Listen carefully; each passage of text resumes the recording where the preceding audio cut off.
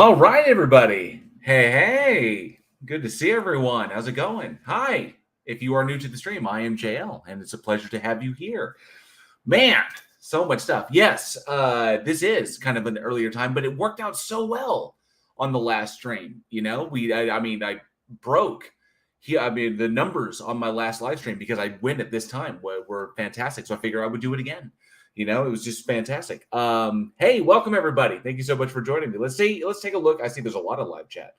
And yes, coming right on the heels of Johnny O's video. Johnny O, great video showcasing those Karens. That was good stuff. Really appreciate all the work that you do. On your obviously the entertainment that you provide us there, and of course the work you do on Week in Horror. So I really do appreciate that. Let's take a look and see who's in the live chat. Who has joined us today?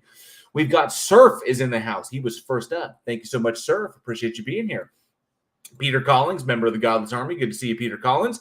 And I think Surf was first, but that's okay. Second place is okay. You know, it's all good.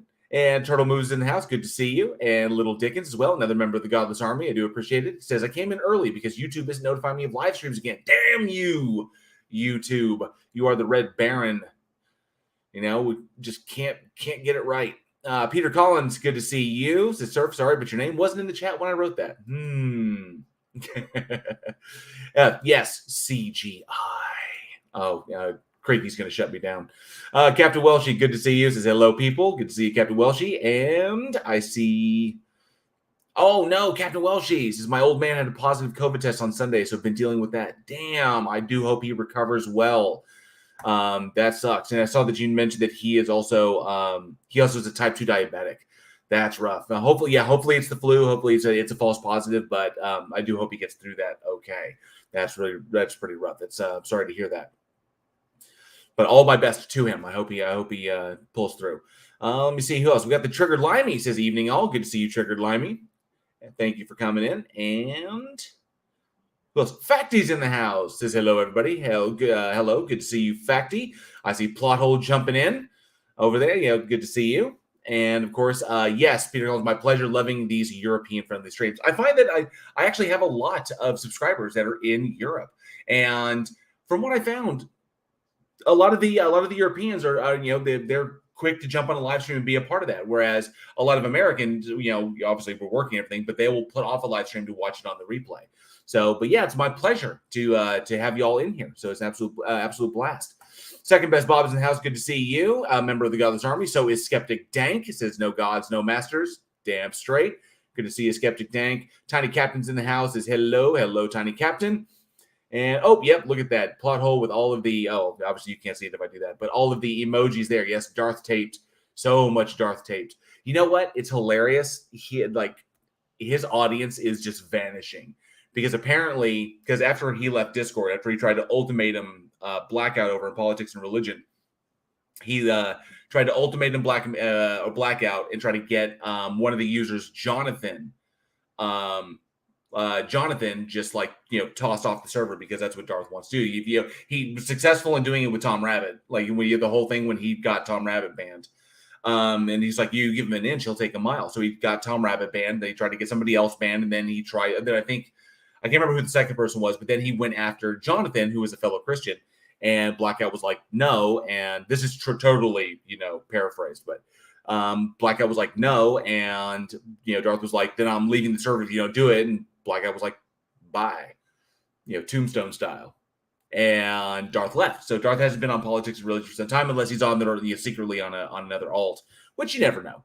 But he's been off of politics and religion, and it's been very, very quiet over there. But he went to Clubhouse, the Clubhouse app, because one of the few places he hasn't burnt. Well, it's one of the few places that he hadn't, worn out his welcome. But apparently the Christians over there don't like him very much and are pretty much ostracizing him there. So now he's got this tiny little Clubhouse room with Tone Lock and a couple of other sycophants that run in there. And that's pretty much it.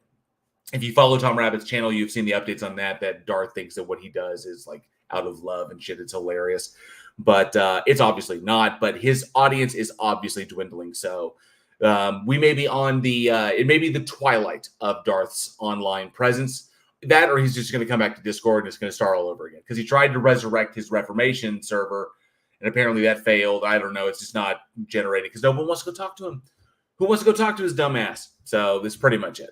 But yeah, thank you for the Darth taped. Of course, all of our channel members, all of my channel members, including Plothole, I see is a member of the Godless Army.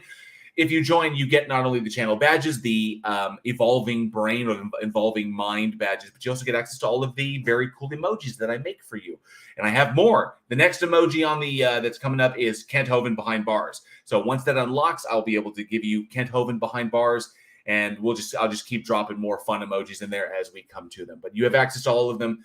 All of our channel members do, like Darth Taped, Crying Otangelo, Donut Earth, Mech Koala, in honor of my little koala guy here that Irish Steven sent me. So all kinds of fun stuff. I try to keep it fun, keep it light. All right, Boomer's in the house. Another member of the Godless Army says, finally the stream starts at a good time for me. My pleasure. I do it all for you, Boomer. All for you. It's all for you. Elizabeth Sylvester, good to see you on. Says JJL, how's it going? It is going quite well, especially since all of you are here, especially you. Thank you so much, Elizabeth. I appreciate your support on this channel and over at Week in Horror. And of course, everybody in the live chat who supports us over at our podcast. Love you guys. Thank you so much. If you haven't checked out that podcast, the links are in the description. You can go and check out the other work that I do, where it's less arguing whether or not God exists and more talking about, horror movies and scary movies, which we love so much. All right. Who else we got? Logical Hillbillies in the house, member of the Godless Army. Thank you so much, Logical Hillbillies. Said, what's up, people? What's up with you? Oh, I'm so honored. Jefferson Spatchcock is in the house. Good to see you, Jefferson. Thank you so much for joining. Charlie Welch as well, member of the Godless Army. He says, yippee. Good to see you, Charlie Welch, the only man you don't make a bet with on the internet. Little Dickens, good to see you. Thank you so much. Rhoda, no last name, says, oh, shit. I wasn't supposed to tell everybody, but I did. So, yes, Rhoda, no last name is here. Good to see you. I don't remember that hot micing during. I didn't make any noise because I was muted. So maybe it was something in the music. I don't know. But I don't think it was me. Oh, who else we got? Boom, boom, boom. Turing Test 2 is in the house. Also a member of the Godless Army. Apparently have acquired a milestone and have something to do with it. Greetings all. Excellent. Very cool. Oh, Charlie Welch has got my box set today. Fantastic. Charlie Welch won the box set of Hammer horror movies on 2 episodes ago on the Week in Horror podcast. He won the trivia contest and got that box set of Hammer Horror. So I'm glad that arrived to you. And I know that the next one, I know that Travis Brown should be receiving his shirt here very, very soon. So glad that got to you okay, Charlie Welch. Enjoy the sticker as well. Yeah, I swear I didn't cough. I didn't make any noise. Maybe I moved something because I have something here that my wife gave me that we're going to try. We're going to check out here in just a little bit because we got a bunch of stuff we're going to talk about. But I got to say hi to everybody. Cygnus TSP, good to see you. Is not here. No, I'm not here. But okay, then you work there. But I appreciate you stopping by. Good to see you, a member of the Godless Army. Yes, that levitating kid was hilarious. Plot hole, that was funny. Robert Caslow says, what's up, my Globetards? Good to see you. Curbitize. Hey, Chief, I just got your friend request on Discord. Thank you so much, Bled. Good to see you, Curbitize. And Aaron Reese, member of the Godless Army, says, hello. Good to see you, Aaron Reese.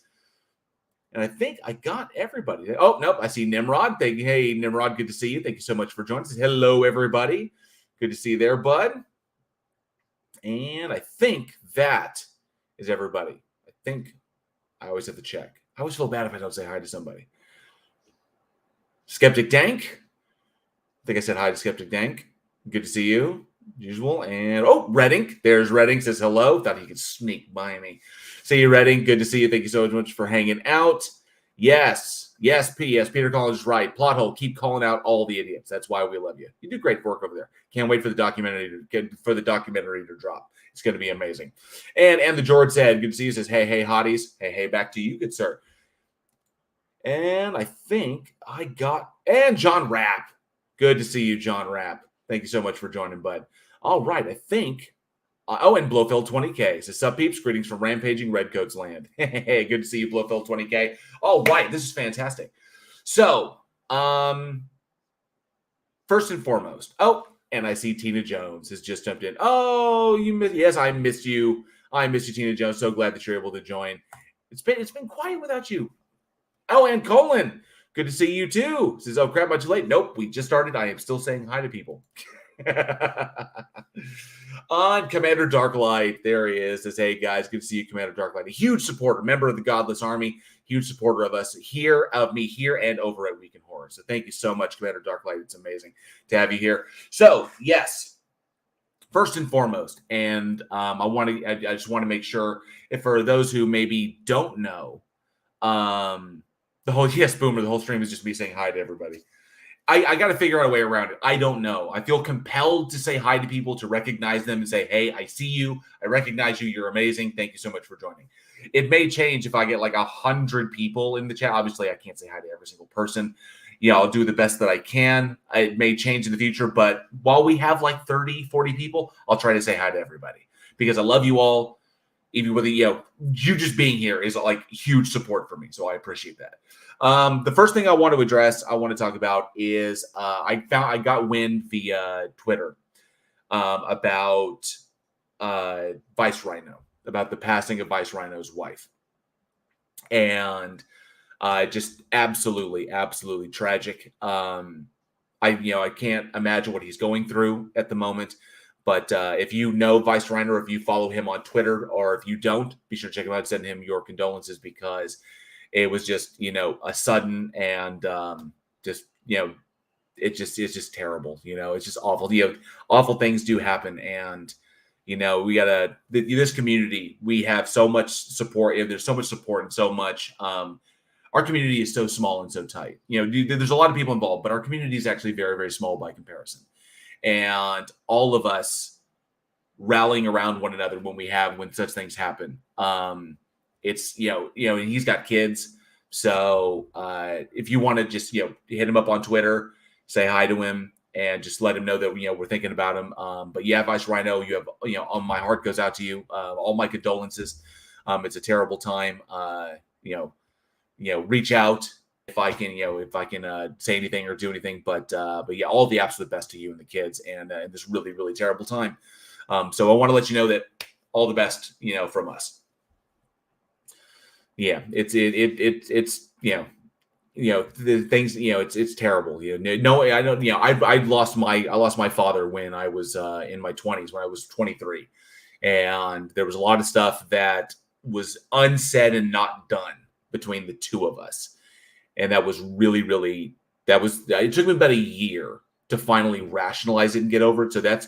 But I was older. And I mean, I was older than his kids. So I feel really, it's just awful. But of course, we are all here for whatever you need, Vice Rhino. So definitely stop by his Twitter. And if you didn't know, and just, give him the best.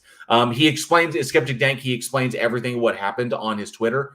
So that people understand what went down and just how sudden it was, how sudden and tragic it was. Just, completely and totally unexpected. So the best thing we can do, these terrible things happen, and the best thing we can do is we rally around one another and let people know that they're not alone, because that's the big thing.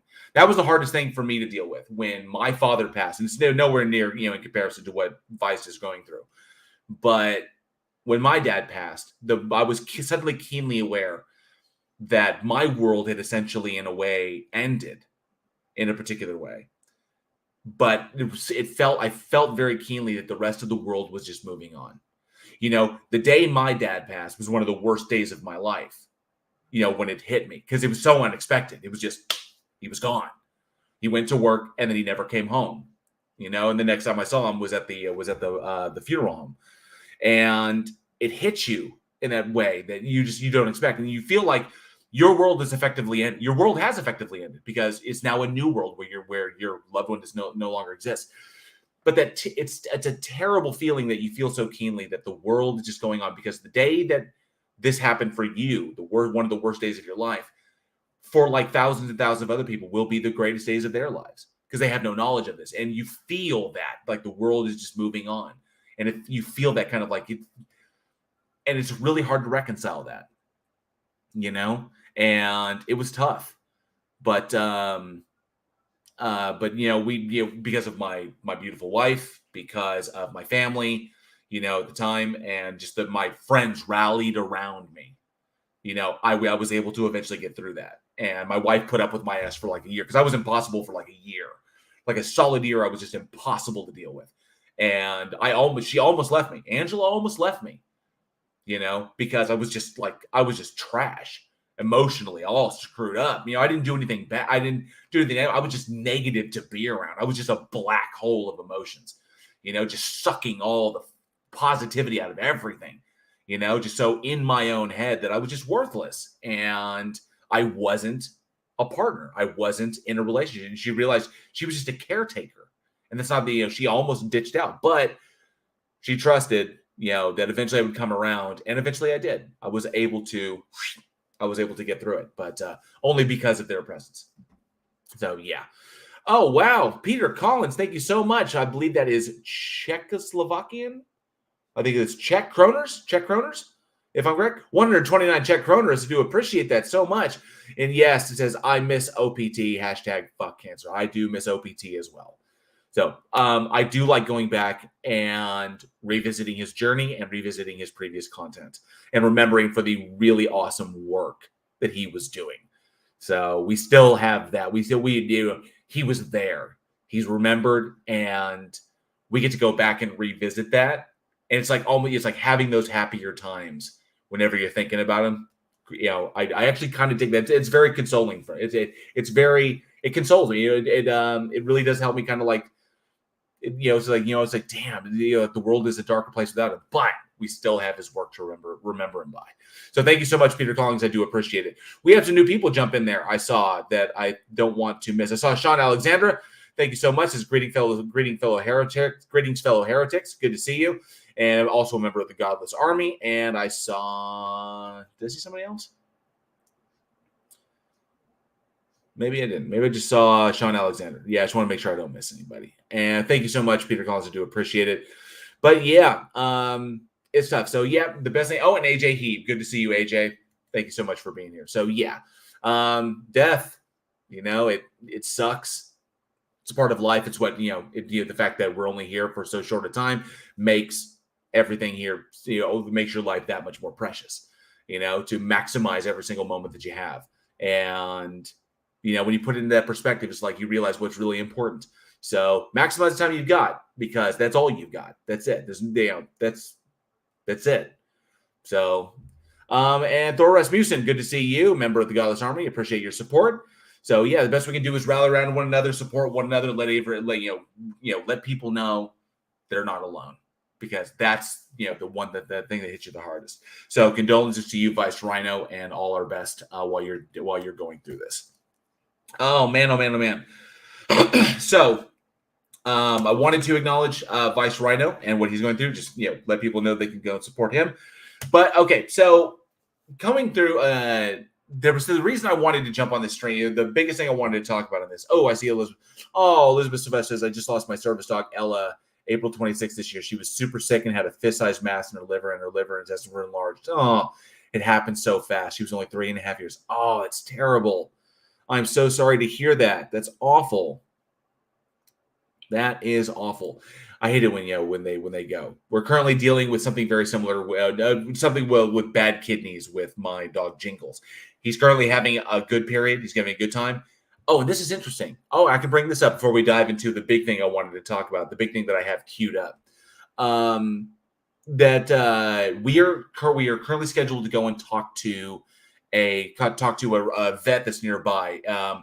Very high end, state of the art facility, and they specialize in stem cells, in stem cell transplantation. Now, stem cell transplantation will not cure what my dog and what Jingles has.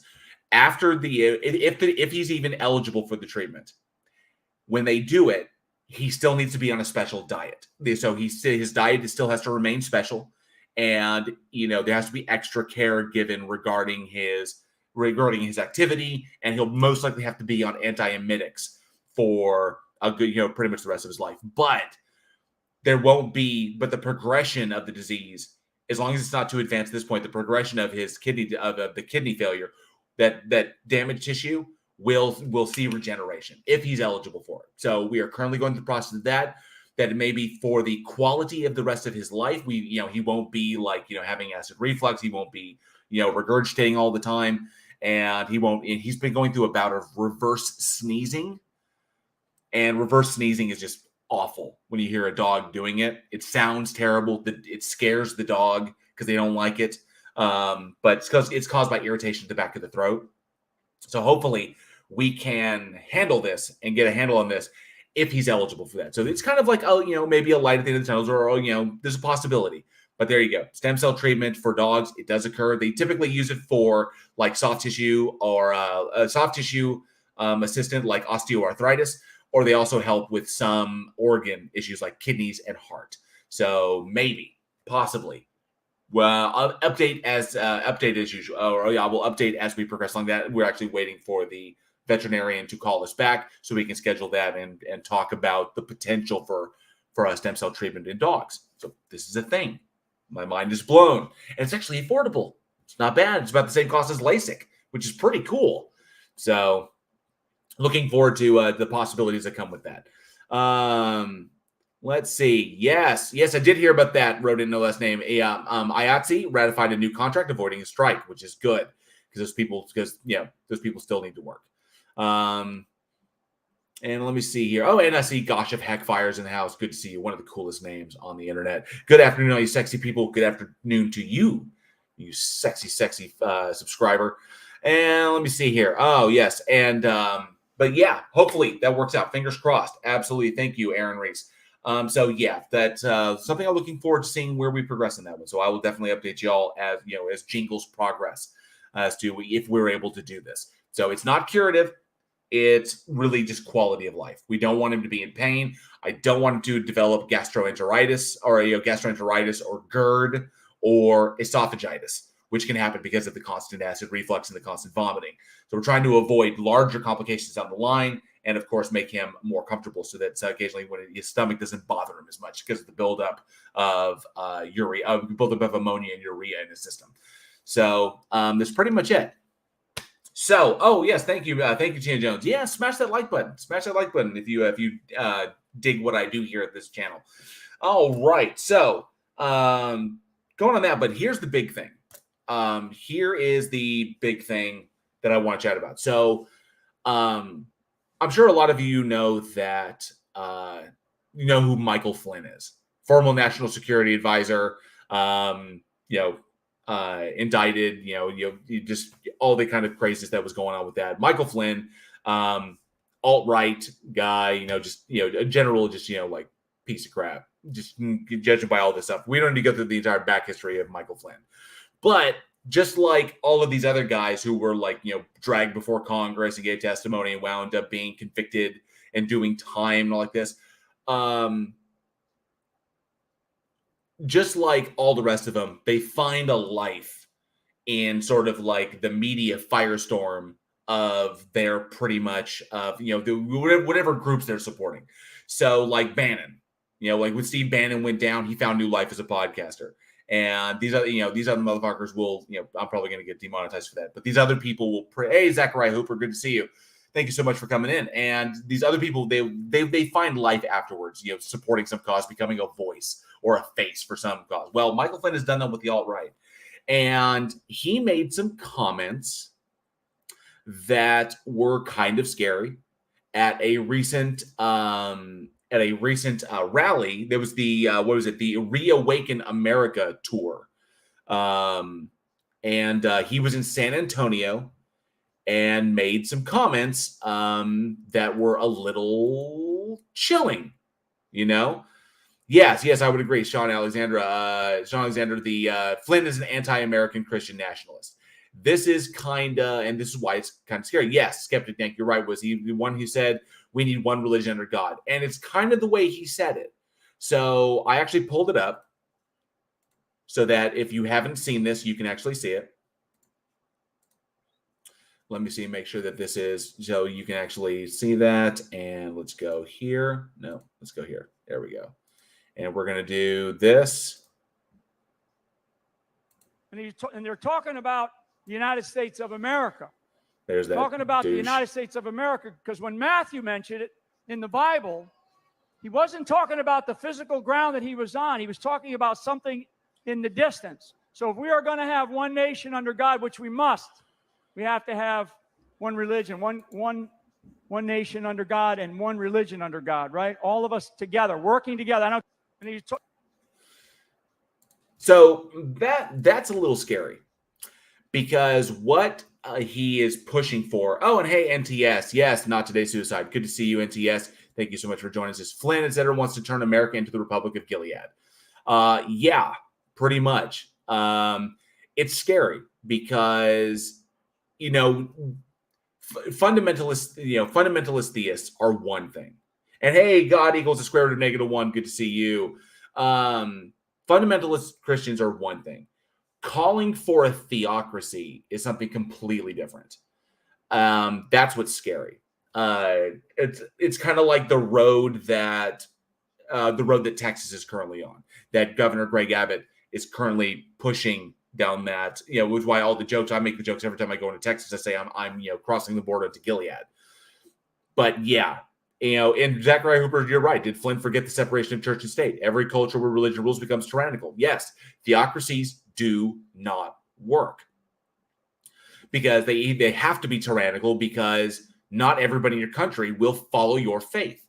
And if you try to force that upon people and you don't let them leave, if it becomes something like that, or you threaten to kill apostates like they do in many Islamic theocracies, that's where it becomes difficult. Now, it really depends upon what denomination of Christianity they're pushing, but obviously Christianity is very, very restrictive on a lot of minorities, and obviously more none so more than on the LGBTQ community, and then after that, women. So it's scary. So the reason I wanted to bring that up, although I know a lot of people are probably aware of it, was because there are some people that are probably not aware of it. But it's something that we need to be aware of, that there is motion. There are people out there that have clout, that have audiences that are pushing for such things. And I will always be up against will always be up against people, like spouting BS, and I'll call them out, on my own personal channel, on my own channel. I'll point out stupidity and ignorance. But people like this is how things like the insurrection occurred on January 6th.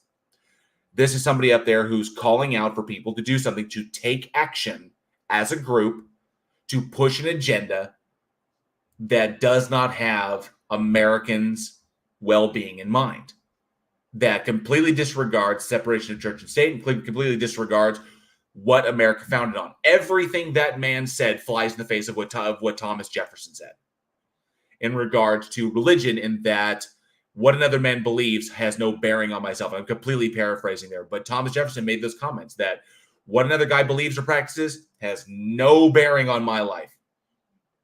And it doesn't.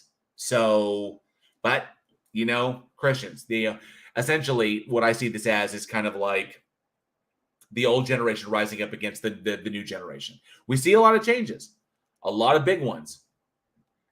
People sliding away, realizing the irrationality of organized religion, and that I see, in essence, theism is dropping, deism is kind of in favor for deism, and then so deism, agnosticism, and atheism are actually on the rise. Organized theism is dropping, and a lot of people who were theists of a particular ilk are kind of converting to deism, so it doesn't have all of the crazy antisocial baggage that comes along with theism, with especially particular denominations, namely things like the the fundamentalist Baptists, the Catholic Church, not to mention all of the craziness going on with the Catholic Church currently. Why they have not been torn down by the rafters, I have no idea, but given what was going on in Canada, I believe that my Canadian friends who are in the live chat can definitely talk about that, about the mass graves that were recently uncovered this year in Canada, and the kind of obviously the ongoing sex scandal of the Catholic Church, what recently was uncovered in France. I'm pretty sure the Catholic Church may be on the outs. It may take 10, 20 years, but I don't think it's going to last much longer. Not in the the span of that. I think pretty much it's literally corrupted itself into the ground, as I think is what it is. So there may be other religions out there. Religion's not going to go anywhere anytime soon, but I'm pretty sure that the institution known as the Roman Catholic Church is pretty much going to be done. Yeah, pretty certain. Let me see here. I saw UKPI member of the Godless Army jumped in and said, "Hey, Bluebeard," and everyone chat. Yes, blue, still blue for the month of November, and diabetes awareness. So last month it was pink for breast cancer awareness. This month it is blue for diabetes awareness. And I'm wondering for Christmas, I don't know. I have to research. Obviously people think I might go red. I'd like to save green for St. Patty's. I'm not sure. Maybe stripe. I don't know. Maybe do stripes. That would be kind of weird. But I'm really I don't know what to do for December. Let's see. Let's take a look. What is December? Let me see. December is AIDS Awareness Month, Worldwide Food Service Safety Month, Safe Toys and Gifts Month, and National Human Rights Month. Oh, National Human Rights Month.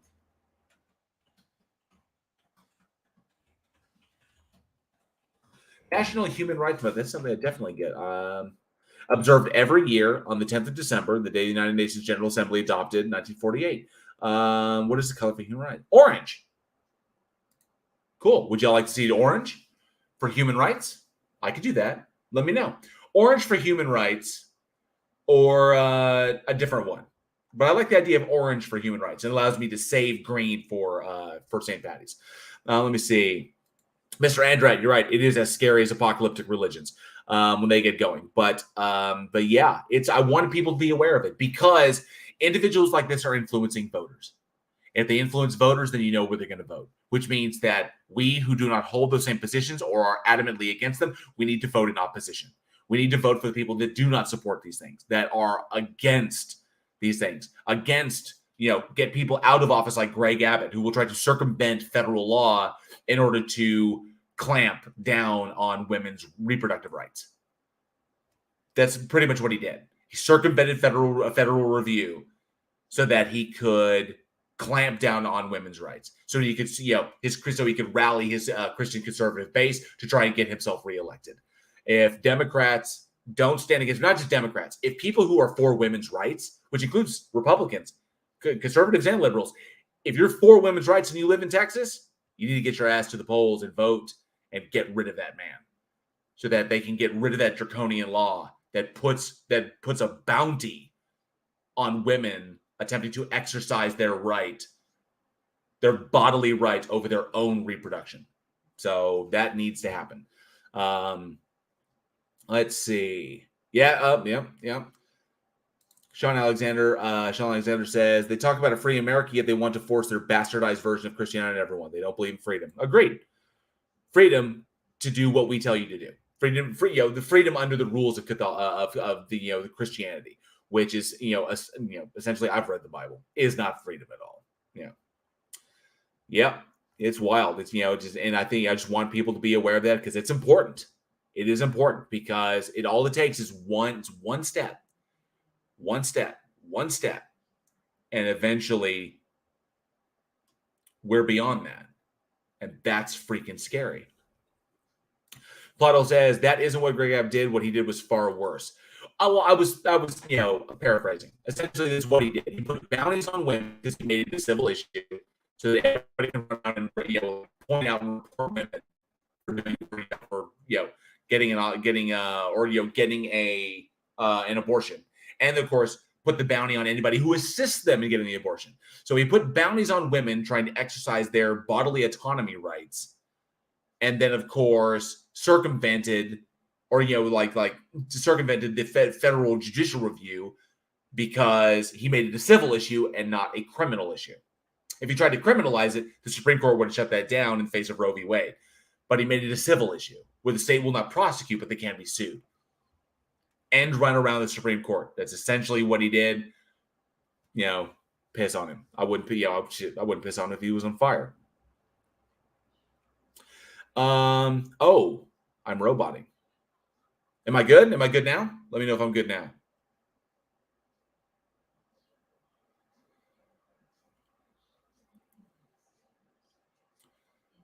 I think I'm good now. Am I good now? Apparently, I was roboting. Am I good? Okay, good. I'm good. Catnip Entertainment. So good to see you. Thank you so much for popping in. Awesome. Sorry, I was roboting there for a second. I saw like on my screen, I saw the little indicator saying that it was low. So I apologize. Apparently, I was roboting. Oh, thank you, Peter Flambrooks is excellent and handsome. Oh, I appreciate that. Thank you so much. Yeah, I guess I was a little choppy there for a minute.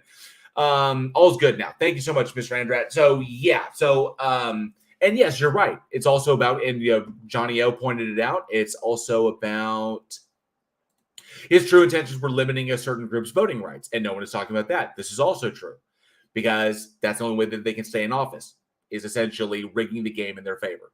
But you got to be aware of it. NTS says, JL, I'm asexual, but I love you in the stream. Oh, thank you so much, NTS. Love you too. All the love to you. Thank you so much for being here. That member of Congress in the wheelchair need to go. I see. Oh, okay. So the Texas Supreme Court has already struck that down, as Abbott knew they would. What Abbott did was use this issue as a means to conceal his true intentions. Aha. Fuckery. This is what, okay, I've learned, I've used this, I've learned this term from Wall Street Bets, is fuckery.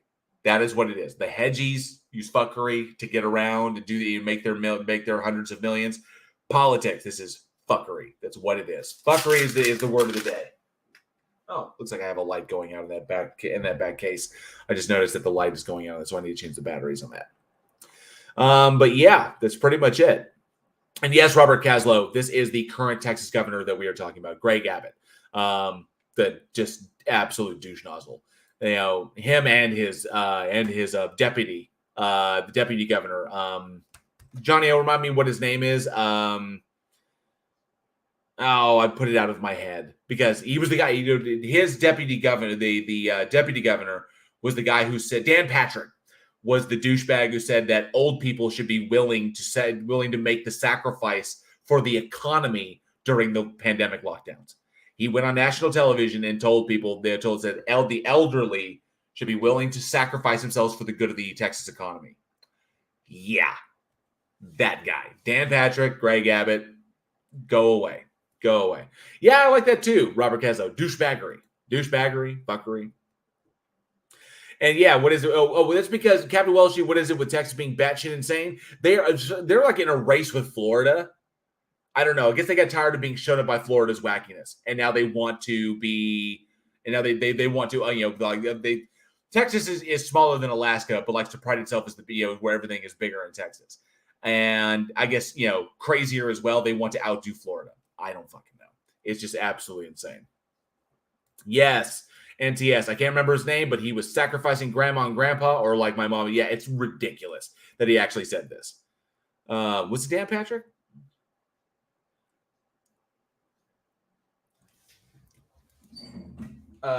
Texas. Dan Patrick. Yeah, Lieutenant Governor. Sorry, Dan Patrick first elected Lieutenant Governor in 2014 and reelected in 2018. So yeah, Lieutenant Governor Dan Patrick is the guy who said the elderly should be willing to make the sacrifice. Yes, and yeah, this Wild Cafe. Good to see you so much. Thank you for joining. It says yes, Texas, where the ACA is from, the atheist community of Austin. Matt Dillahunty and all the individuals that do in their major work down there in the Affordable Care Act, AJ. But yeah, and all the amazing work they do down in Austin to spread, rationality and reason, and focus on the separation of church and state, and work toward the separation, maintaining the separation of church and state. So yeah, a lot of good work that they're doing down there. A lot of fantastic stuff. That's a 501c3 that I support. I love those guys so much. All right. So yeah, just to be aware, Michael Flynn making comments, rallying people towards the idea of making the United States of America into a theocracy, and flying completely in the face of the freaking just the Constitution, whatever. Who knows? All right, now, Aaron Reese saying like Austin is a liberal oasis in a conservative hellhole. It's pretty crazy, but I've heard there's a lot of conservatives live in Austin that say that think that the liberals are ruining The liberals are ruining Austin, but they're not. Austin is a great town. I love it. It's college town. I love Austin. I love College Station. But Austin is a blast. I love going to 6th Street. Loved hanging out there with some friends of mine back in the college days. But yeah, it's a lot of fun. I love going down there. It's a blast. That's going down there for a UT game because a friend of mine was a Hellraiser at UT, and going down there for a UT game that was the first time I'd ever done Boilermakers in my life. I'd never done a Boilermaker before, and I did one. And I did three. I did three in a row, not realizing because I'd never done them before. But I did like Boilermaker. I was like, these are amazing. I can drink so much. And then it just then we went to Schlotsky's. I was walking through the parking lot, and it was like, oh, I'm drunk. It was weird. But yeah, first time I ever got to do Boilermakers was hanging out with friends down in Austin. So just talking about that, bringing up the whole thing about Michael Flynn and his crazy comments. Be aware. Get out there and vote. There's a huge signal, a huge call to get out there and vote. Let your voices be heard. That's pretty much all it is. Be aware that because these people are trying to make movements. All right. Bowel movements. All right. The next thing I wanted to bring up. Oh, let me see. It was like, yes, Bob does Gyroscopes. Thank you so much for joining. Good to see you. It says, JL, apparently asking how dumb can you be is taken as a challenge by some. Absolutely. Hold my beer. Hold my beer. And you're right. Austin does have its crazy wingnuts, Sean Alexander. It really does. Really, really does. It was like Berlin. It's like Berlin before the wall came down. Very true. All right. Let me see here. What is Sean?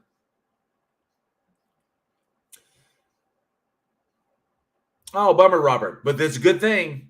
Democracy hasn't ended. There is another voting time that you can come up. So that's one thing that's been really kind of interesting. Is my wife and I have both gotten more political as we've gotten older, but locally political. Just being more aware of the political the political moves that are being made in our community. We got really, really aware of and kind of involved in Allen politics back in Texas. And because that was really important, because it had to be addressed that Allen had a ton of money and was doing really dumb stuff with their money. The Allen Eagles did not need $1 billion stadium. They didn't, but they got it. So whatever. They're 5A ball. They bring in tons of money. Allen Eagles have always been, have been a really successful team. But yeah, so we became more involved in that because there were things going on in the community that needed to be done. So we did vote for things like some infrastructure changes. Some of the votes that we put in led to voting in the project that actually redid the sewer lines in the streets in our community, which is really cool. And Allen, that passed, and Allen, the city of Allen went in there, ripped all the streets, and actually increased the valuation on our home goodfold by redoing those lines and updating them. It was awesome. Just, improving the area. So yeah, be involved in your at least at minimum in your local politics. And most, obviously for president, you definitely want to put your vote in there. But yeah, be involved in your local politics. You never know what's going on.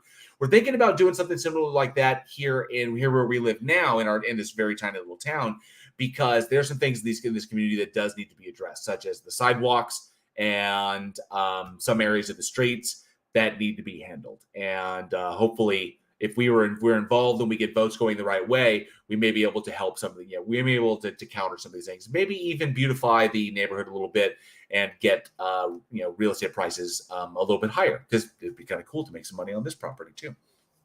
Let's see. And UKPS says atheism seems to be more of an American thing. In UK, we're not as into religion anymore. Well, if you don't believe in God, you're technically an atheist. So if you don't, that's the big thing. The big argument there is, what is an atheist? So there's a number of ways you can come at it. You can come at the Stanford Encyclopedia of Philosophy. The SEP. You can look at it from that view where it's more of a psychological state, and whereas I go because there's more argument there. I like to shore up the argument, basically say an atheist is someone who does not accept God claims, that does not hold a belief in a God, because atheism speaks to belief and agnosticism speaks to knowledge. I go by the etymology of the words. Atheism, agnostic. Gnostic meaning knowledge, a meaning none. So no knowledge, I don't know. Atheism, theism, gods, no gods, no gods. There you go. One speaks to belief, one speaks to that, and then you have your anti-theist, which is actively working against, those things. I think people need to believe what they want to believe, and telling people what they can and cannot believe should be fought against. But people should not be allowed to try and infringe on other people's lives because they think that their belief allows them to do so. That I am adamantly against. You want to believe something, go ahead and believe it. Do not tell me or presume to dictate to my life or other people's lives what they can and cannot do with their lives just because you chose to believe so, just because you inadvertently started believing something because of the information that you had. Because, we believe what we believe because of the knowledge that we have. Our knowledge informs our beliefs. So therefore, I know I can't fly. I know about gravity. I have this knowledge. I cannot just make myself believe I can fly, and I cannot just make myself believe that there's a God. It's just a logical contradiction. It's what it is. So believe what you want to believe. I don't care. I don't mind. Believe whatever you want. Some people just need their beliefs. There are some bad people out there that don't do bad things because they believe in gods. Yes, keep believing. Keep us all safe. That's that one. That's important. But comes down to it, don't infringe on other people's lives. Don't be a dick. That's what it's about. Don't be a dick. Let me see here. Yeah. So anti-theism. I'm not an anti-theist because I support people to believe what they want to believe. I don't go into that whole thought control or belief control. That's bullshit. That's infringing. But other people should not be allowed to just because they think, this is the right way, because this is the more moral way. So, gonna go for it. Good to see you. Thanks so much. Says JL. While I fully agree with your definitions, people should ask. We don't tell theists what they do. We don't tell theists what they do and don't believe. What they do and don't believe. True. They should be allowed. Yeah, of course. But this is good. This is a very good point. Oh, hey, Lubo in China. He says hello from China. I've reached China. That's fucking amazing. That's so cool. That's awesome. Hello from the breadbasket. Good to see you. Yes, Aaron Reese. JL says Wheaton's Law. Don't be a dick. Don't be a dick. So there's the big thing. What he was saying there, what gonna go for it is pointing there. More communication. People need to talk. We need to be able to communicate with people, which means that in school, communication skills need to be honed. I find that the vast majority of the issues is that people don't know how to talk to each other. They don't know how to actively listen. They don't know how to talk because they only want because we are taught, or it is enforced. I'm not going to say this all over the world, but definitely here in America, being wrong is seen as a weakness. And that is a failure of our nation. If you are wrong, you have failed in some way as a person. That being wrong is weak. No, being wrong is a strength because that means that it's an opportunity to learn and get better. We need to change the mentality on this because when you change the mentality on that people are more willing, more able to accept when they are wrong and misinformed. People are more willing to embrace new knowledge and to do the work for themselves. And people will be able to communicate better because they will know that even though they might be wrong, it's okay because they can learn. Teaching people that being wrong is a weakness, all it does is close minds. It closes their minds to what is reality. That is the biggest issue. We have taught, for some reason, this damn country has taught its children that being wrong is a failure. It's like a failure on a deeply personal level, like a Klingon losing his honor. You can't be wrong. You most certainly can be wrong. Why? Because I talk to a lot of wrong people all the damn time regarding their gods, regarding their understanding of science, regarding their understanding of politics. And I don't know everything, but I try to stay on top of this stuff as best I can. And it is a constant daily effort to read and be up on these things, to constantly be aware. It saps a lot of my time and energy, but that's the point. You got to be willing to do the work. Yes, gonna go for it. Yes, admitting you're wrong is a sign of strength. It means you're willing to learn and change your position. Bingo. But man, people think that, they think that people got to, oh, no, that's a bad analogy. I don't want to say that. But yeah, I would say when you're losing, people would rather pull a Tyson and bite your ear to get out of the fight. Better to be disqualified than to lose, be knocked out or lose by points. Because if you get knocked out, you got out muscled, and if you got out techniqued and muscled, if you lose by points, then you just got outscored. That's just you're just the subpar the subpar fighter. If you're gonna lose here in America, we bite the ear. Better to be disqualified for your actions than to be called a loser. It's just awful. Failure, yeah, I would say Robert Caslow. Failure is more important than success. It would, because you can't go up if you don't fail. You never learn. Lubo in China says admitting being wrong is the strongest thing you can teach your kids. That is why we teach them to say, I am sorry. Yes. Apologizing is good. So, Greta Thunberg. Greta Thunberg's in the house. Good to see you. So he impregnates the girl with himself and sacrifices himself to himself to save us all from himself. Makes perfect sense. Yeah, it makes about as much sense as nothing. It's just a dill hole. It's mythology. It's mythology is what it is. We don't accept that any more than Christians accept stories of Zeus, turning into a bull and impregnating people, or turning into a swan. We don't accept these things either. Not to mention, I mean, come on. Even if there was a God, the God's a liar. It says so in the Bible. The Bible is divinely inspired. If the Bible is divinely inspired, the word comes from God, and the Bible says multiple deals that God is a liar. So that's pretty much it. God is a liar. What was it? It's like Ezekiel 14:9, I think Jeremiah 4:10, Jeremiah 8:8. Yeah, but creating false prophets, on purposely creating false prophets and shit. Oh yeah. God is a total liar. He says it himself. This is the way it is. Oh man. So yes. But yeah, that was a big thing, theocracy. Very, very scary. So Bob Nodell's gyroscope says, as a gyroscope, I am never wrong. Ooh, he does have us there. He does have us there. And yes, you are correct. How many people did God kill, and how many people did Satan kill? At least a planet's worth that God killed. I don't remember Satan ever killing a planet full of people, but according to the Bible, apparently a planet's worth of people. So Ezekiel 23:20. Yeah, absolutely. Yes, and Mr. Andrews says the inerrant word of God is full of errors. Very awesome. All right, so actually, before we jump into this next one, which I want, this next subject, I actually want to get y'all's opinion on, because this is an interesting thing, and I'm pretty sure a lot of y'all are aware of what I'm about to talk about.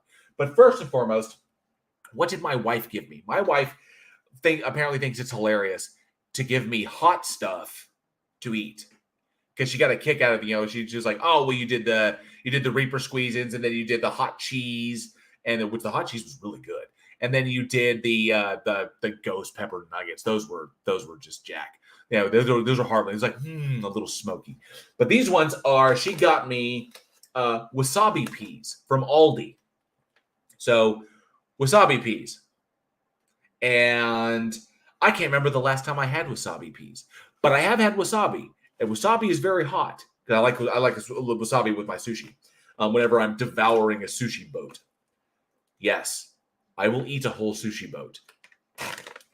No doubt. I love sushi. So she wanted me to try these wasabi peas. Now, the first test, obviously, and these are from Good Sense. So Good Sense, they're from Aldi. I think that Good Sense is like Aldi's. I think Good Sense is to Aldi like Great Value is to Walmart. This is the way I understand it. I could be wrong, but it's the way I understand it. The first thing to remember is I do not have a sense of smell. I don't have a registrable sense of smell. I was born without one. It has, in a way, dulled my taste. So I am drawn to things that are spicy, that are hot, that are robust. I like rare steak. I like full-bodied wines. When I'm in the mood, I like a good like robust cigar, like a Principito. So yeah, because I don't have that sense of smell, I have to hit things. Otherwise, everything is just like bland. It's just like rice cakes. I get the texture, but I don't get the flavor unless it's really, really bold. So the first test is smelling to see if I get anything kind of in the back. So.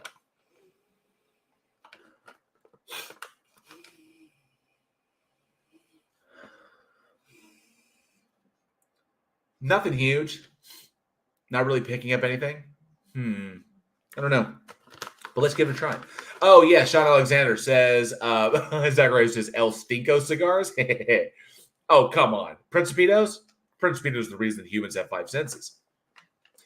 Let me see here. American Sean Alexander says, I love all you can eat sushi bar at the Atlantis Casino in Reno. I make the manager nervous. What was that one? That was a comedian who made a joke about that. You'll be here 4 hours. You kill you scare my wife. You eat like kill a whale. I can't remember who that comedian was. He was a big guy, and he liked to do that. He liked to all you can eat buffets and all you can eat sushi, and that he'd like the manager would come out screaming at him. It was funny stuff. I hope people aren't offended by the accent, by the faux accent I just did, but I was copying that comedian. So wasabi peas. Let's give these a shot. So you there?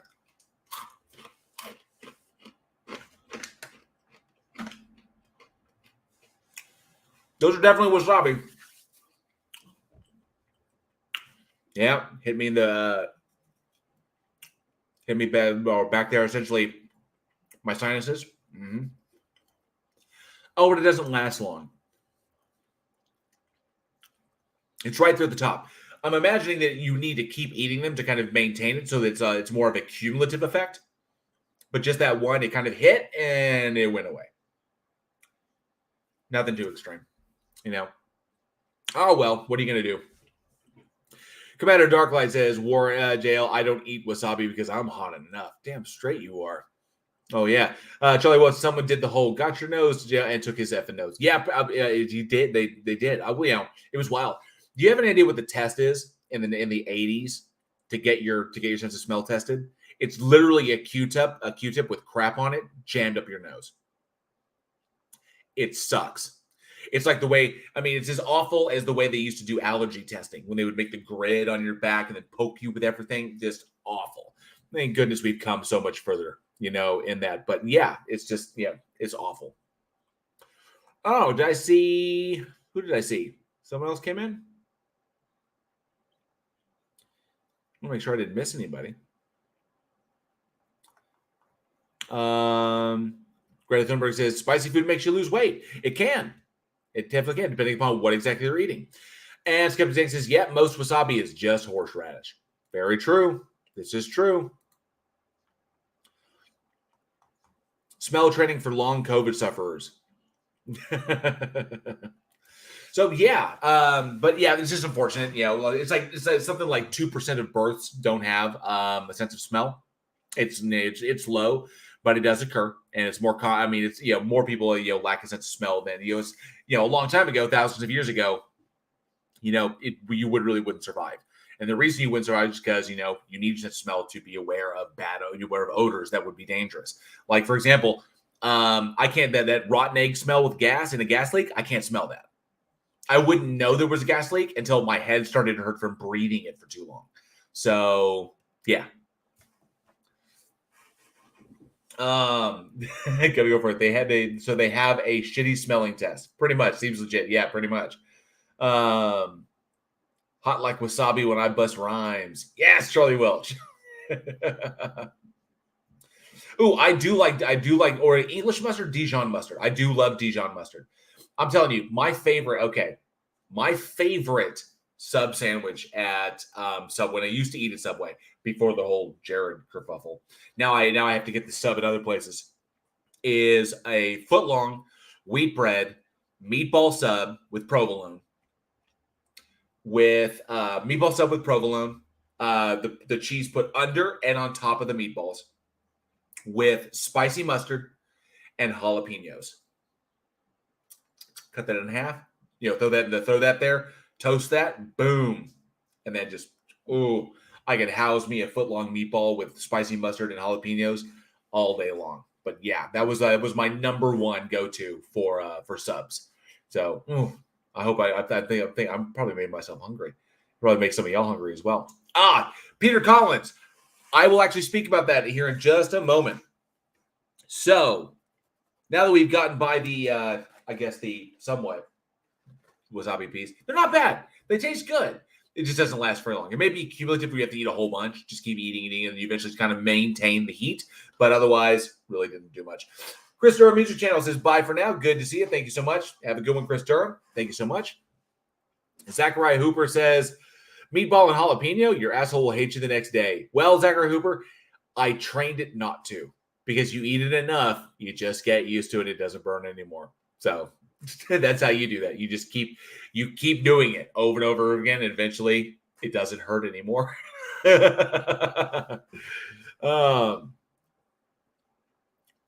Yes, Nimrod, I do love going balls deep on a foot long. I absolutely do. I will house one. I will house one. Oh, AJ says, I just pulled a homemade pizza out of the oven. Make me as hungry as you want. Oh, yeah. And Little Dick says, I have the spicy Italian with extra jalapenos. Damn straight. It's good stuff. Good stuff. All right. So the next thing I wanted to jump on was, okay, so I'm sure a lot of you were aware, and I want to get info from you guys. I want to get your opinions on this because I'm very, very curious what y'all think. So probably a lot of y'all were aware that Elon Musk got into a convert, essentially someone put a tweet. Oh, thank you so much for the super chat. UKPIs is £2 for a sub. Damn straight. Now, typically, as far as subs go, I typically go to Firehouse. I either make my own or I go to Firehouse subs. I love Firehouse subs; they're fantastic. They're not like sponsoring this channel, but I do go to Firehouse subs because I can't go to Jimmy John's because he engages in big game hunting of species that don't need to be killed. That don't need that. That don't need to have their populations managed. He engages in big game hunting, which I am against, and he engages in. And I don't go against for Subway because Subway tried to cover up the incidents going on with Jared Fogle, with the spokesperson Jared Fogle. So when that whole thing broke, because I think Jared Fogle is currently in prison right now, when that thing broke, I stopped going to Subway. I just can't do it. But Firehouse subs, I will go. I used to go to Blimpie when Blimpie was still there. I think Blimpie may still have a few sandwich sub shops out there, but I don't know. But I will go to Firehouse subs, and there used to be one back in North Dallas called Great American Hero, which also did sandwiches like that, but I think they closed down. So now it's pretty much Firehouse subs for me, or I'll just make it myself. So yeah, I just can't support that stuff. So Jersey Mike's I think I wasn't sure if there was an issue with was there an issue with Jersey Mike? No, I think it was just with let's see. I think it was just with that one. But yeah, I like Firehouse subs. So, Robert Cass says, Menudo was the bomb. But that's because you fried the nerves in your ass.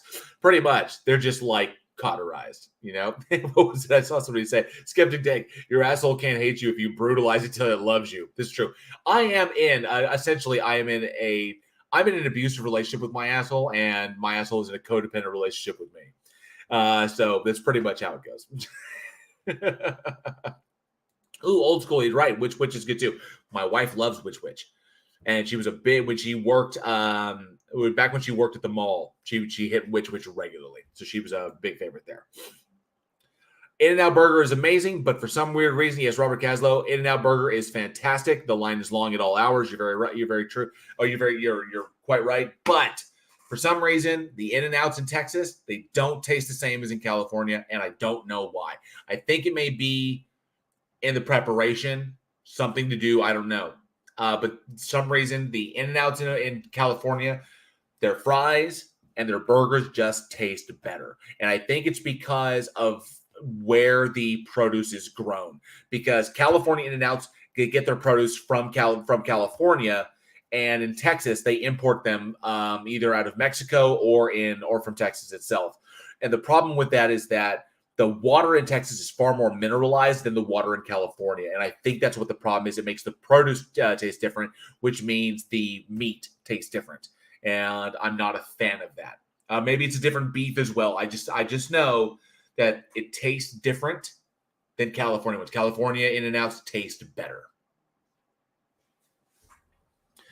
Sean, I was going to say it's different beef in Texas. So, yeah, the ones in Texas are just not great. They're they're decent, but they're just not up to the California standard is what it's at. So, the next thing, what I was jumping onto was Elon Musk. So I know a lot of y'all. Oh, Ugly German Truths, good to see you. Future, you are from the backward country that thinks it's still afternoon. It is afternoon. But, and Omni Ouroboros in here. I thought you loved shoving beef in your mouth. I do, but the beef's got to at least taste good. Yay, Ugly German Truths. Yes, Ugly German Truths says the Fondler t-shirt arrived today. Yes, I put a new t-shirt up on the official, the Bridge the Divide Teespring. There is 2 t-shirts. There's an official Bridge the Divide shirt, and there is a Abstinence Makes the Church Grow Fondlers t-shirt, which will probably get me into trouble at some point. But that shirt is available at the lowest price I can make it on the official Bridge the Divide Teespring. Link is in the description. But I'm glad that you like that. Awesome. I put it up there as affordable as I could make it, Ugly German Truths. So I'm glad you enjoyed that. Thank you so much. You gave me the idea, and I was like, I had to run with it. So feel free. The link's in the description. Be sure to check that out. What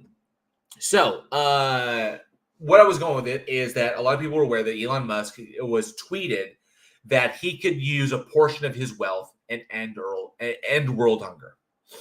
And he responded, if you can come up with a way that is open, with an open source way to solve world hunger with $6 billion, he would sell the stock right then.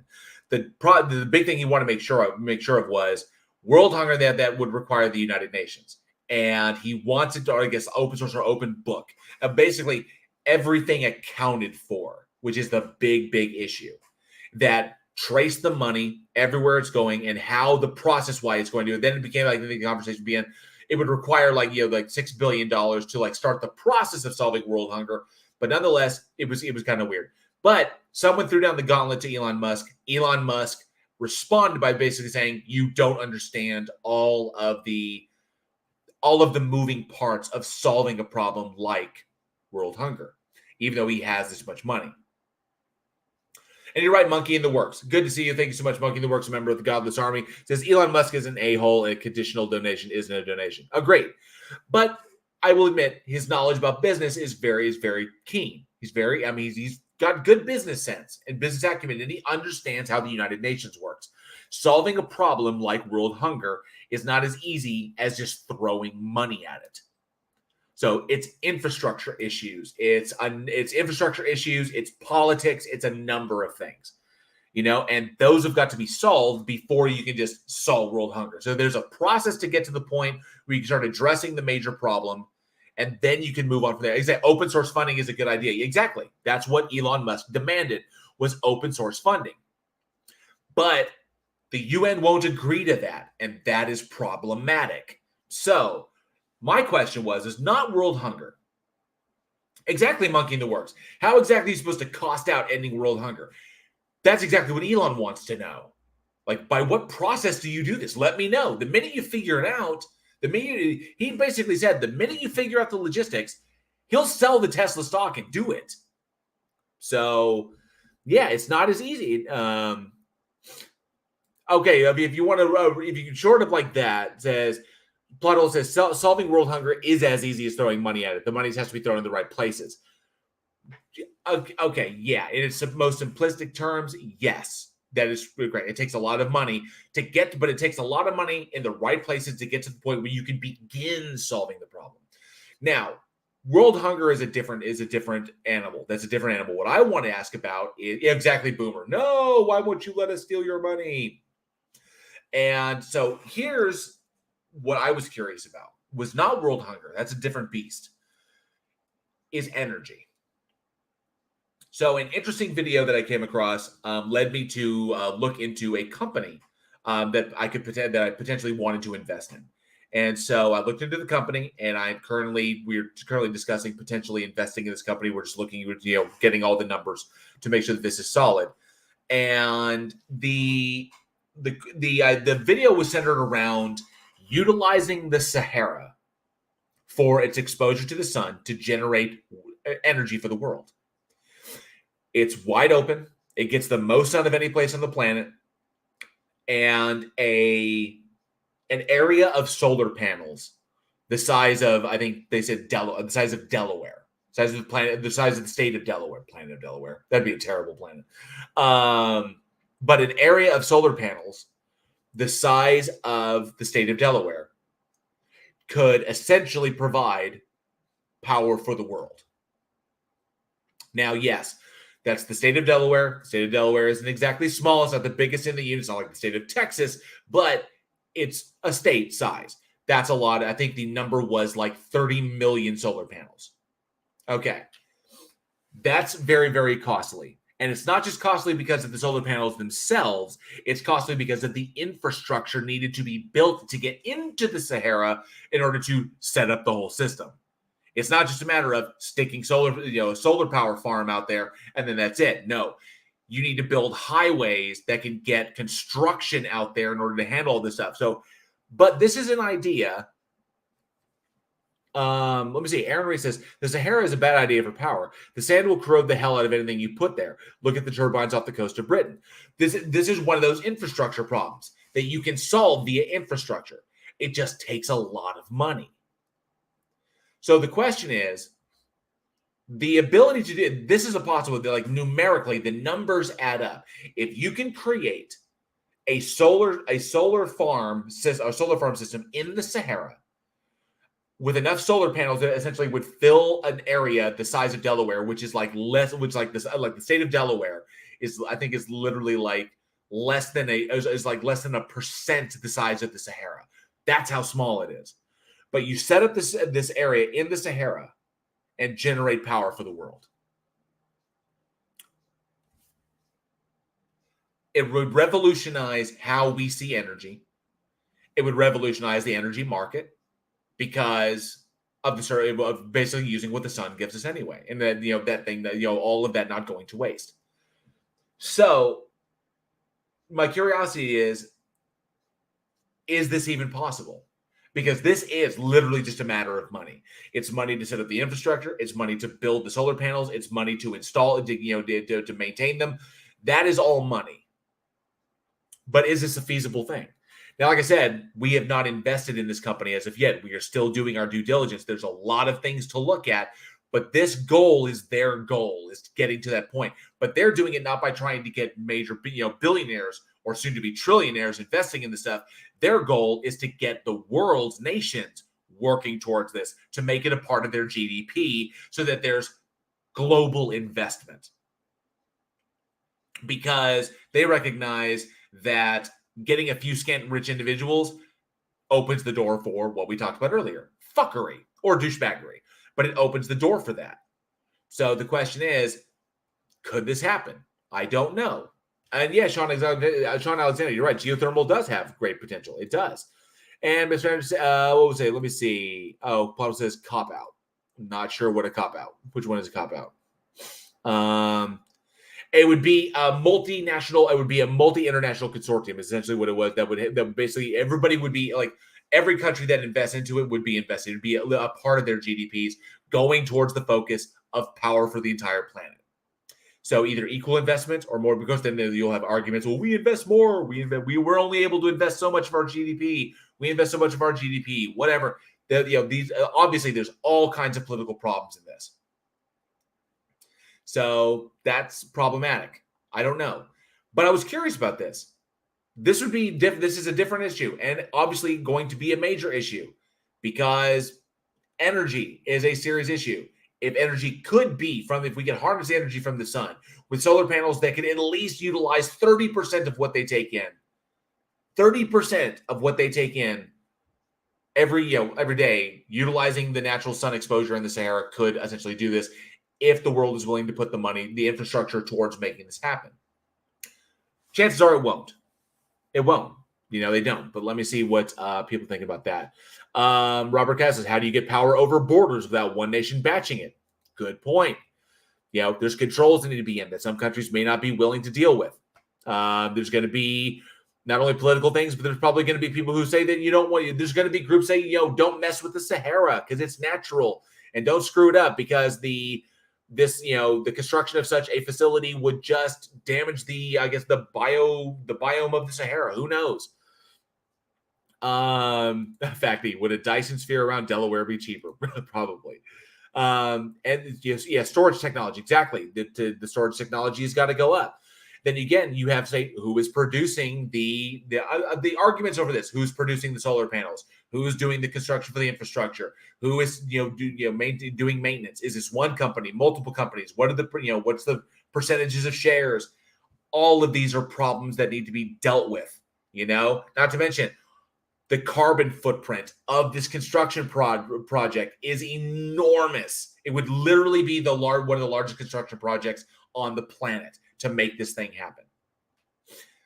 Hundreds and hundreds of billions of dollars. So it's hard to say. And Miss Tina Jones brings up, I understand the initial cost, but it would never be free to the end user, even after 100 years. That's true, because money does have to be made in order to, they have to get money in order to pay the workers and maintain the place. To do essentially what they do in Vegas, and that's to keep the sands back from reclaiming the strip. And obviously that's, Las Vegas in the Sahara. It's a hell of a lot worse. Lubo in China says, Randolph Richardson, good to see you. Thank you so much for joining. Appreciate it. And Lubo in China says, the main problem is overpopulation. Energy can be solved by thorium reactors. Also a good point. Mr. Evans says, Tesla wanted to energize the ionosphere to transmit energy. Sounded really problematic for me. There's ideas out there. Who knows? But I was really curious I was very, very curious about this. Sure, solving world hunger, that's a whole nother animal. But solving the energy crisis, maybe not. Maybe we could. Maybe it just takes the focus of governments all over the planet in order to make this happen, like literally refocusing a portion of their GDP to making this happen. I don't know. Robert Castle says there was a Modern Marvel episode that said you could power all the U.S. from solar panels in our own desert. However, a guy from Texas said you need to make $600,000 a month to make a platform economical. Oh, it would need to draw in. It would need to draw in $600,000 a month to make a platform economical. Interesting. Luba says, unless you solve overpopulation, you won't solve world hunger. This is true. Resources. That's what it's about. Resources is an issue. And let me see. Tina Jones says, Tesla thought he had a solution. Sure would have been nice if he was actually right. He's got the money and the resources to throw ideas at the wall and sees what sticks. Can't fault him for that. Billionaire's going to billionaire. So I say at least he's doing something a little bit better than writing dicks into space. I'm really not a fan. Of Jeff Bezos. I'm kind of a fan of Musk, despite the problems I know, but I'm a fan of what he's doing, what he's trying to do. He's at least doing something. He's not writing dicks into space. OG Goblin's in the house. It's good to see you, OG Goblin. Says, what will the fossil fuel giants do when fusion becomes applicable? Change. There's always a way to change. Just like, we asked, what will the cigarette companies do when marijuana becomes nationally legal and regulated? They've already got patents for weed cigarettes. They're already there and filed. So they're already prepared. That's what they do. They'll find a way to survive. They'll switch. Zachary says, there's already more than enough food in the world to solve world hunger. How do you stop hoarding of resources? Also a good point. We need to make sure we have enough, even at the expense of other people. Douglas German Shoe says, JL, let's just say the more Musk shares his thoughts with us, the better fit the name Tesla for his pet project is becoming. Yes. The little, pretty soon the pigeons will come in. But yeah, it's an interesting idea that popped into my head. I was kind of looking, old school. Good to see you. Thank you so much for joining. Says, don't forget that you have transferring the power to the user. That's a major infrastructure as well, because then essentially you have to have stations where you basically get the energy from the solar panels. It gets transferred to them, then they have to get it to their people. It really is a massive thing. So Zachariah Hooper says, my state just brought in Philip Morris, who is trying to get away from cigarettes and lean towards marijuana. Hell yes. It's already in the works. These multi-billion dollar international conglomerates are not going to be unprepared for this. They've already got the patents in place. They've already most likely they've already got the packs designed, just waiting to be done, waiting to be printed. Now, Mr. Anderson says, but 30 to 40,000 satellites to provide internet and thousands more per year to maintain it. Yeah. Let me see. Oh, I think it's $30,000 to $40,000 satellites to provide internet and thousands more per year to maintain it. There's problems all over. Sean Alexander says, we actually overproduce food. Anyone who has worked in food service knows how much food goes straight to the trash every day. It is sickening. Agreed. Absolutely agreed. I've worked fast food industry. I've worked Whataburger. I worked QT. And yeah, the amount of waste it just chucks in the garbage, wild. And they actually had a problem with if it was going to go in the garbage. They actually had a problem. Well, actually, what QT liked to do was anything that was packaged, they would box up and they'd send to the food bank, and they would donate that. So there was one thing that they did was that whatever they could use that didn't sell, they would. I mean, basically, we had expiration. There's expiration dates on like the sandwiches and stuff. You see it at the gas station. If those didn't sell by the date on the package, we would put it all up, and then the truck would come. When the truck brought the delivery, they would pick up the donations, and then they would take that food and donate it to the food bank. And of course, that would have a monetary valuation, which they can then write off for them. Basically donating the expired food and get money, get the kickback, get the tax write-off for donating the stuff that we couldn't sell anyway. It's pretty smart business model. It's what they do. The worst part of that business model, however, and I have to say, is enticing the employees to donate to United Way, through their paychecks, and then giving them, doing raffles for those who donate, depending upon the level of much you donate, up to $25 per paycheck. And then you entice them with prizes, but then essentially utilizing what they've done out of their paychecks as a tax write-off for the company in and of itself. So, yeah, stuff like that. Yes, kickbacks, baby. They would make the world go round. Plotto, this fucked up thing about donations. Companies are only allowed to write off a finite amount of donations, but loss is unlimited and a larger write-off. This is true. Mark Short, good to see you. Thank you for stopping by. Says, even if we stop using fossil fuels, the oil industry will still be a thing because it's needed to make chemicals. Agreed. It's true. Plastic. Very important. And I hope that those guys, I hope that those groups that are out there trying to handle the plastic situation in the ocean are having success, because that is a major undertaking. But they are out there right now in the ocean, in the Pacific Ocean, and in the Caribbean, trying to tackle the plastic issue out there. So all the best to them, because whoa, that's rough. So, but yeah, just posing that out there to the listeners, just wanting the idea is, what do you think? Just this whole Elon, could billionaires do this, or would it take countries? Is this even a feasible thing? I don't know. Definitely let me know in the comments below. I'd love to hear what you guys think about that.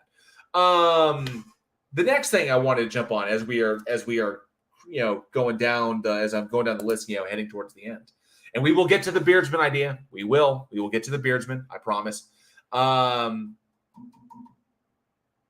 So I recently did something new. I experimented with the channel, and I think a lot of y'all saw those videos. It was a 4-part series I put out of a conversation that I had with a theist, with a non-denominational Christian, on Omegle. So first thing I have to say, Omegle is not the parade of wangs I thought it was going to be. I didn't think it wasn't. It wasn't the parade of wangs I thought it would be. It was, pretty tame. A lot of people who had their cameras like pointed up at the ceiling and stuff. They don't want to be on camera themselves. But there were some people who were willing to engage. I had some decent conversations with some theists, had some decent ones with found a few atheists as well. But I had that 1 hour long conversation with a non-denominational Christian, and I divvied it up into 15 minutes. Into four parts, and released them 1, 2, 3, and 4. And of course, it culminated with him going into like COVID denial and 5G conspiracy. So Sean Alexander, no Wangs? Oh, well, I'm out. That's funny. AJ, no, there were no Wangs, and I think that was because I was on the moderated video chat. If I'd gone into the unmoderated, there probably would be many a Wang, more Wangs. So, but yeah, there would have been lots of Wangs in the unmoderated chat because they give you warnings. It's unmoderated. There's anything goes. You never know what you're going to see. So yeah. I didn't go into unmoderated. It's not just about Wangs, but I don't want to have it pop up and see like somebody's like, there's gross things that people do. I don't want to see them. So, but yeah, so I wanted to get y'all's opinion about that Omegle stream. Is that something, I know I asked in the community section, I put up a little poll. Did y'all dig that? I mean, I know the sound was a little low because I was spiking a bit, and so I needed to lower the sound a little tab, just a bit. I may have lowered it just a little too low. I dropped it like 15 decibels. I think I may need to stuck around 12, just so that because he was kind of tough to hear. The problem was, in order to get him really audible, I had to raise the decibels, and that caused me to spike. So I figured I could kind of like try and meet it out, but apparently I dropped it too low, and I'll definitely make sure the sound is better next time. But, for most part, everybody was able to hear it. So if you dug that, I'd like to know if you did. Obviously, the conversation didn't go great. Well, I mean, I thought it went well. There was no animosity, no anger. Nobody flipped out. There was no table flipping, no screaming. No, you're going to. I mean, he said you're going to hell a lot. He told me I was going to hell like a bunch. And yeah, Sean Alexander, Omegle is still a thing. Oh, thank you so much. UKPI. So UKPI with a super chat for £2 says, I thought about being agnostic, but I'm not sure.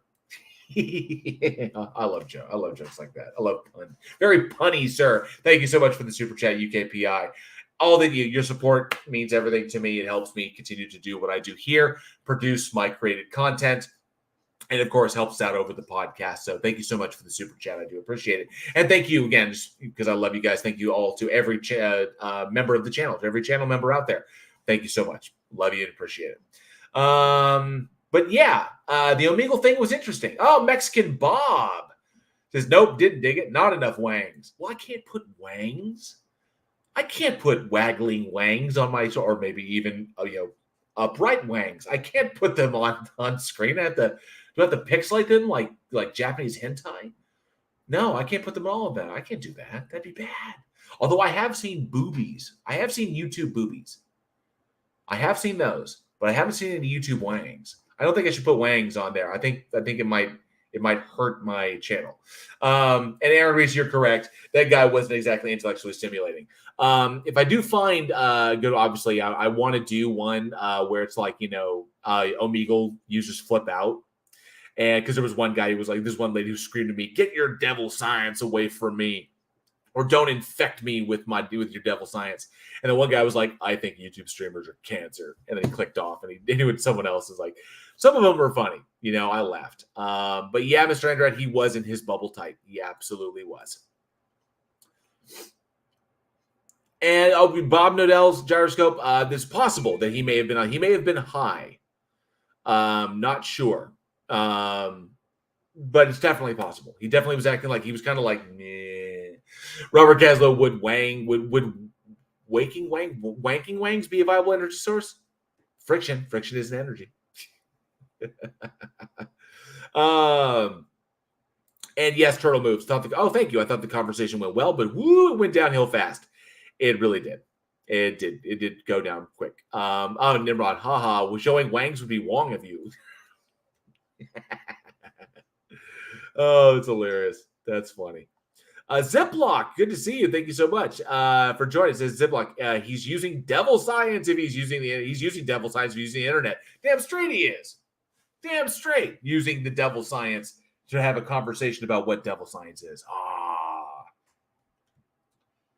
Sorry, got an update on the chat. Okay, cool. Someone mentioned something about she who will not be named.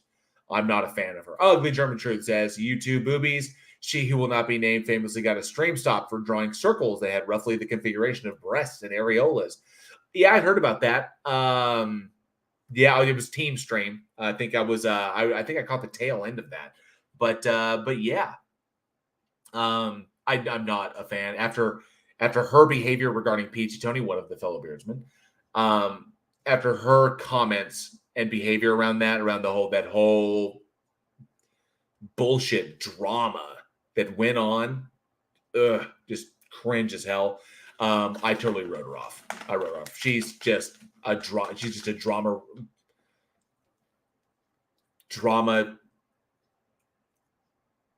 magnet. I didn't want to say that. I couldn't think of another word. Wasabi peas. These are tasty. Oh, Zachary Bruce says you should show some of those flip outs. Yeah, it's low hanging fruit, but but F it. Yeah, it's true. It is low hanging fruit. You just made it ASMR. That's weird. I don't know.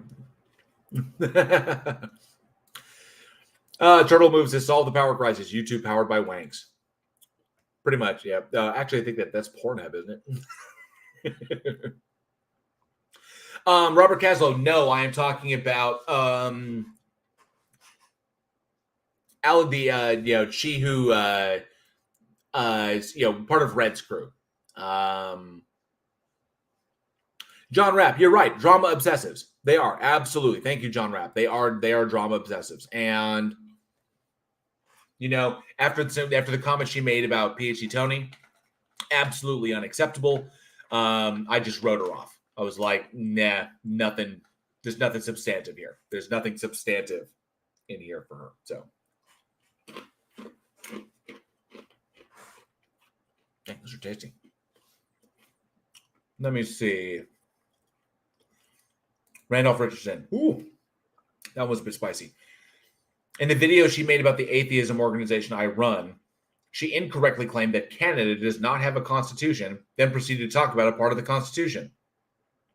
See? Yeah. A couple, not the sharpest tool in the shed. A few Boy Scouts short of a jamboree is what I'm thinking. So, yeah. Wrote her off, not interested, whatever. But yeah. Enough about that. Enough about her.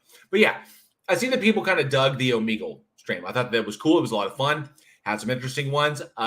I do ask them if they would rather I not use their stuff, or if I put their stuff on the channel. I always get their permission first, and before I put anything up. So there were a couple people who said they did not want to be on my stream, blurred out or anything. They don't want that. They just don't want to be on there. So there are some people that like that, but some people are like, yeah, put it on there. I'm so awesome and blah blah blah. Charter of Rights and Freedoms. Yep. Oh, Robert Guest sounds like Rachel 2000. I would love to get Rachel 2000 on this channel. I want Rachel 2000 to come and talk with me. I want that to happen. I cannot get her on this. I can't get her to do it. I don't know if she's afraid. I don't know if she's concerned. I don't know if she thinks she's not very well read, or maybe she doesn't have the courage of her convictions. I don't know, but I want her on this channel. I want to have a conversation with Rachel. There are some things we need to talk about. There's some beliefs we need to address, and I'm not talking flat earth. There's some beliefs we need to address based on the things that I've seen that she has talked about.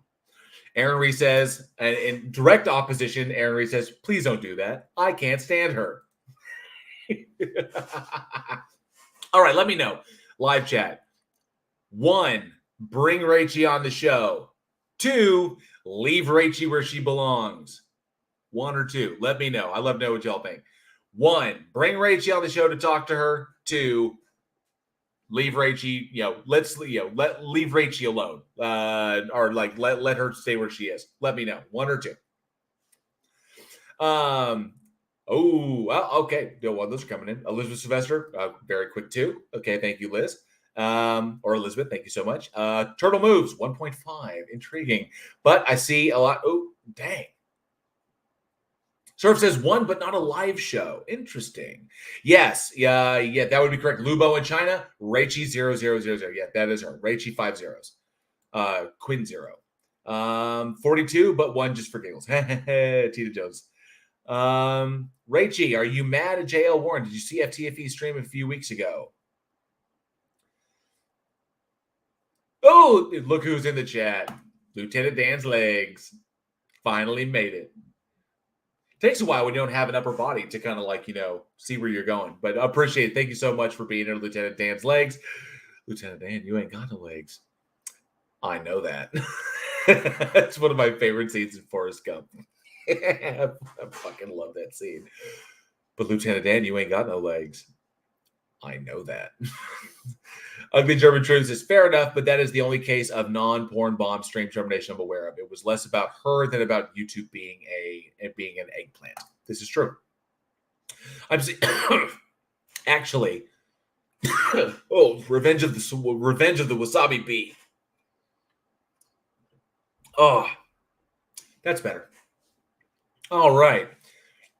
I see 2, 1, 1, 2 to the 987, 987, 1, 2, 2, 1.5, 1, 1, 1, 1, 2. I see more ones. I see more ones than two. Gary Donnelly, thank you so much for coming out. I saw you earlier, Gary Donnelly, member of the Godless Army. Thank you so much for the support. I appreciate it. Says, 1, bring her on and make her lose it and go off sick like what happened after FTV dealt with her. Yes, that's called a resabi. Dang. Whoo. Yeah. The wasabi bit back. John F. Good to see you, John F. They think it's Fabiano. I think it's John. But John F. Says, Ziploc. Lots of all the twos. Ziploc has all the twos. John F. says 2. She's not worth the time. Turtle Move says, are you insane enough to have Mallory on? Oh, that'd be rough because Mallory, from what I've seen. Oh, Sylvester, no problem. So sorry. I will leave for 5 minutes in your name. Hello.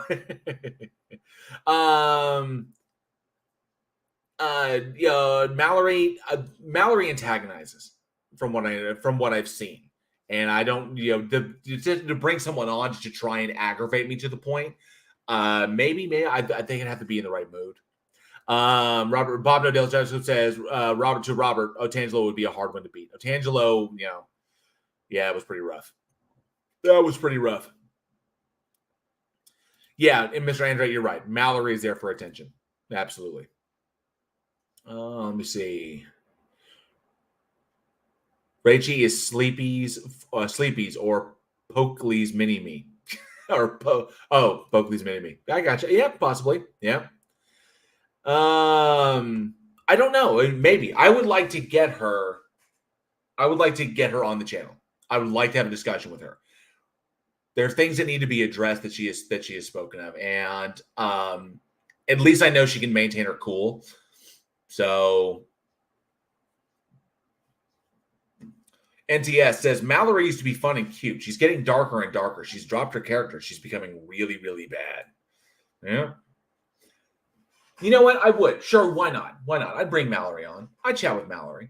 I would chat with, and I definitely want to chat with Rachie. I definitely want to make that happen. I don't know if they'll ever come on the channel. If you think they would, maybe I'll bring them on. I'll bring them on whenever. If I'm in the middle of a live stream, I'll bring them on. We will have a chat. I got no problem with that. I'll send them a link. We'll bring them in, and boom, I'll ask them some questions because there's some things that need to be addressed. Elizabeth Sylvester accidentally timed him out. It's only fair to miss 5 minutes of the stream. Ouch.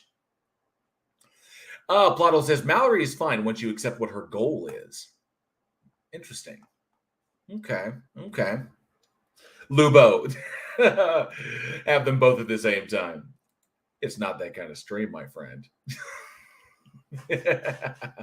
Zachariah Hooper says chat with Matt Powell. That will be epic. Matt Powell will never appear on this channel.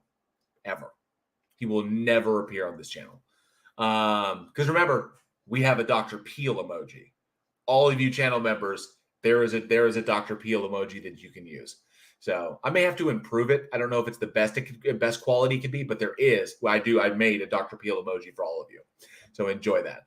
But yeah, I don't know. I don't think Matt Powell would ever deign to be on my channel. Number one, I'm not large enough, so there's not enough of an audience for him. But he won't directly confront like that. He's like, yeah, plot hole's right. He's a coward. Plot hole is correct. He is a coward, and he won't directly come up against. Just like, when's the last time you saw Hovind in a debate since the Professor Dave debacle, when Professor Dave just schooled him? Exactly. Let me see here. Jarl Webbar. Jarl is in the house, and another member of the Godless Army. Thank you so much, Jarl. Lovely to see you. So glad you're able to make it. And Robert Caslow. I've never seen Robert. I've never seen Matt actually do a debate. Like, actually Matt be in a debate. I don't think he can debate. I think he realizes that if he throws down with someone who's more educated on these things than he is, then he's going to get shut down. So I don't think he'd embarrass himself in that way. I don't think he'd do it. Elizabeth Sylvester says, "True, I feel terrible." Oh, it's all good. It's okay, Elizabeth. But yeah, I've never seen him in a debate. Maybe there is one out there that you could find. I don't know, but I've never seen one myself. Zachary Abrams says, when was the Professor Dave one? I saw Conspiracy Cats estimate Ken Hovind. Yeah, Professor Dave did one as well, where Ken Hovind was just all over the place, running, dodging, avoiding, basically like a greased pig, just, never wanting to, every time Dave cornered him, he shut him down, like how Hovind would just slip away and try to slip into something else. Very, very bad actor, very dishonest interlocutor, because Hovind knew that he was screwed. Professor Dave knows OChem like the back of his hand. You're not going to throw. That's it. And then when Professor Dave wanted to talk about the Bible, something that Hovind is apparently an expert in, Hovind didn't want to talk about the Bible because he doesn't want to address either the scientific inaccuracies in it, or the contradictions that are blatantly in there, or like concepts like the fact that God's a liar, God's a genocidal maniac, God screws with people for the sake of it, God is an egomaniac, God, whatever, blah, blah, blah, blah, blah, all that crap. Oh, I see a few new people. I see Regios in the chat, a member of the Godless Army. Thank you so much. Says Hovind has been doing debates on Yes channels. And I see, thank you, Regios. And Dib Dib is in the house. Good to see you, Dib Dib. It says one. He was voting. Fantastic. I can write it over and say, what? Kent Hovind is a bad actor? But he has a PhD from somewhere. Right. Yeah, from a trailer in the middle of the friggin' desert. That's where his crap goes. Oh, what? Young Earth Creation. Oh, he's been doing debates on Young Earth Creationist channels. Gotcha. Okay, thank you. Yo, awesome, Regios. Appreciate that. But I don't think Powell's doing any. I don't think Powell has the balls to do it. Turtle moves. Matt has to go running to Kent whenever he's been debunked. Bingo. That's pretty much it. That whole thing about, what was it? I think was Simon Dan covered it. Cha-ching. Simon Dan covered it with the whole, he thinks that cutting a wedge, or cutting into the side of a pool, of a pond that's man-made, and then watching the pond water rush out, and then eroding away because the pressure of the pond going to the outside air, the fluid dynamics, and then the pressure of the water rushing, eroding away the side of the pond and making the cut larger. You think that's how the Grand Canyon formed? Yeah. Yes, Aaron Reese. Hovind might as well trademark the statement, well, I don't know about that. Or I wasn't prepared for that. Or I'm not prepared for that. Yeah, that's pretty much it. I don't know, Mr. Andrew. I don't know if Matt sat down with Thunderfoot. He would get rocked if he did, because Thunderfoot would bring the lightning. He would. Wrote no last name. He says, Giant Banana has a Matt Powell in his backyard that he calls Dr. Inflatable. Dr. Inflatable. It's very true. Ziplocs. If you know enough not to think the T-Rex arms evolved into chicken legs, you can out-debate Matt Powell. Very true. This is very, very true.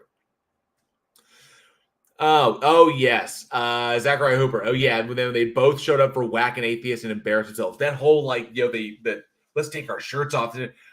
That was kind of creepy. I think it was the lighting, and it was just how slowly and deliberately they did it. That was cringe. Water. Yes. I'm pretty sure Mr. Andret, I do not know if he is turned himself in for his 30 days. I'm not sure. But he should be. He should be doing his 30 days as he was ordered. Yeah.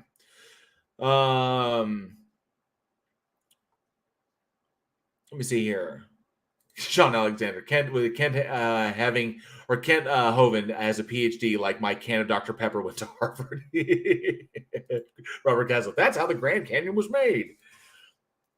Yes, teaching children in classes is just child abuse. He's like, God, he's such trash. Oh, he is such trash. Yeah, Randolph Richardson. Yeah, it's awesome having him in here. Grand Canyon formed in a week. That's just ridiculous. Okay, so someone brought it up. So I see that Tina Jones has been yes, Captain Welsh. Cringe level of 9,000. Okay, I wouldn't expect you never. That's why I love live chats. I love what you guys talk about that. So synchronized zipper pulling that was horribly out of sync. Yes, agreed. Ugly German truth. It was terrible. All right.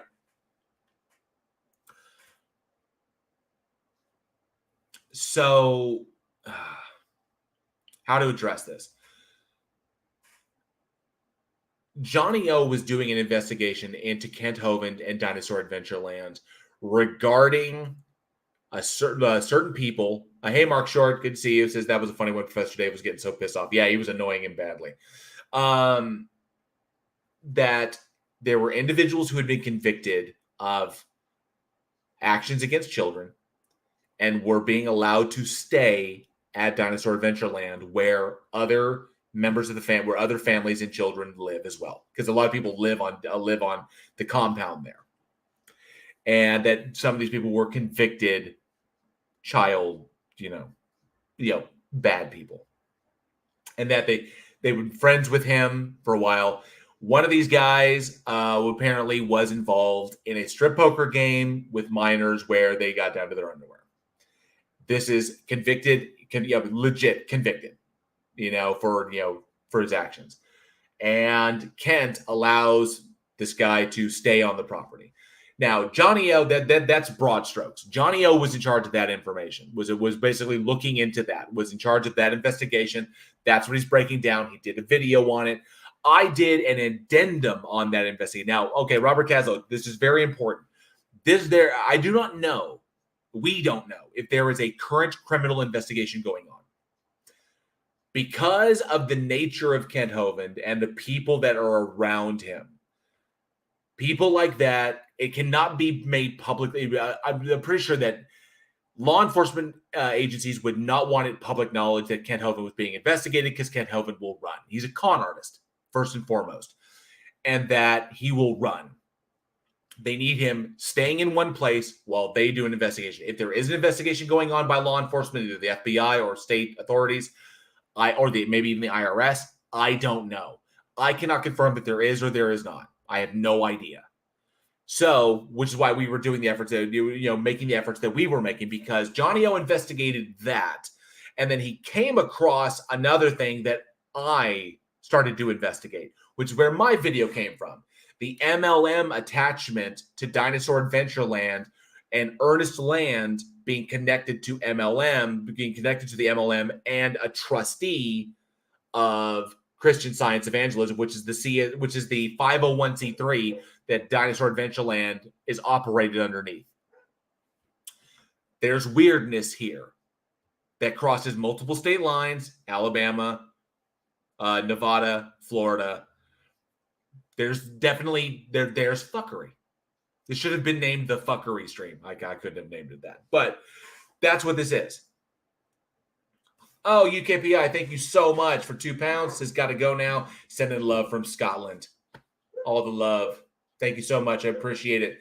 There was an event in Scotland that took place recently that I was wondering about. Can't remember. Here, my dog barking. Something that went down in Scotland. I'm not 100% sure. But thank you so much for the super chat, UKPI. Your support is very much appreciated. Grade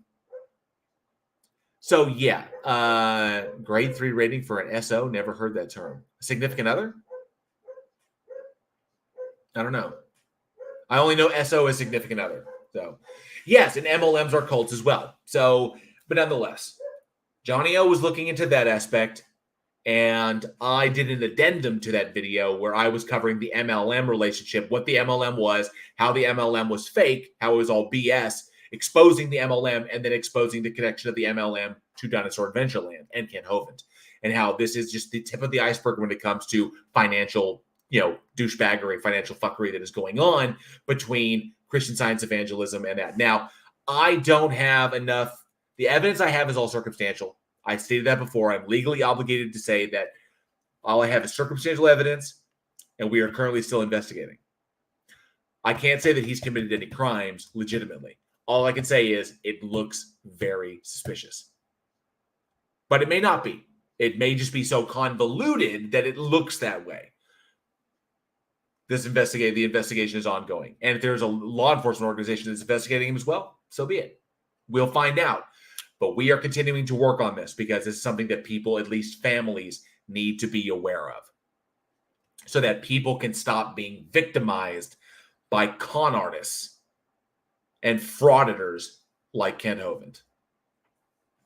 So that's a big thing. That was a whole big, long story. MLM, multi-level marketing, what that stands for those who may not know that. But multi-level marketing, essentially pyramid schemes.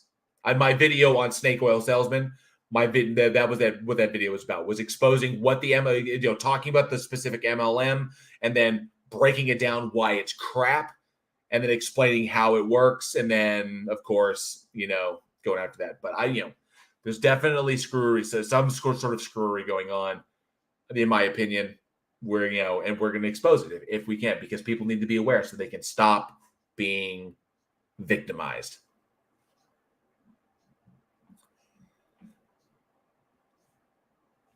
All right, let me see here. If Matt Powell, random first, if Matt Powell is calling himself a professor, then it's probably just psychological projection of the professing his own faith type. I am a professor of my faith. I get that. I understand that. All right, Captain Welsh, he says, got a job to stay awake, to stay awake, and bye, everyone. Have a good one, Captain Welsh. Thank you so much for joining. It was a pleasure having you. Always love having you here. So yeah. The look on Mark Short, the look on Cunt's face was priceless. It's hilarious. Correct spelling to Professor Matt Powell. So yeah, it's wild what's going on over there, and we will uncover it if we can. We will expose it. Johnny O's taking one section of that. We're taking another. We're trying to work together, work with a forensic accountant to try and make sense of the flow of the money. Once we have something down, you will definitely hear about it from us. We will definitely do a bit on it. But that's an ongoing investigation. I'm looking forward to more of that. All right. Let me see here. Randall Ferguson, wilder than the dinosaurs themselves. The dinosaurs he has up there are just like crap. They're like sheet metal and like piping. They're just garbage. They're so cheap. They're so absolutely trash. So I will say that. I've seen, you look at the pictures, it's all garbage. And yes, Mr. Andrat, follow the money. Definitely. It has the look of impropriety. Not saying it is impropriety. It has the look of financial impropriety. But once we untangle that ball of yarn, we will figure it out. The whole point is just figuring out who was where and what was what at what particular time. It takes time. This is why forensic accountants get paid a lot of money to deal with this. All right. So, man, going on for an hour and 54. The last thing we wanted to bring up is the Four Beardsmen. How many of y'all missed the Four Beardsmen? Because I miss impropriety, bad action, fraud. Impropriety would be any kind of action that takes that is fraudulent or illegal, or anything that's negative in that respect, that's against the law or in some way. But yes, impropriety.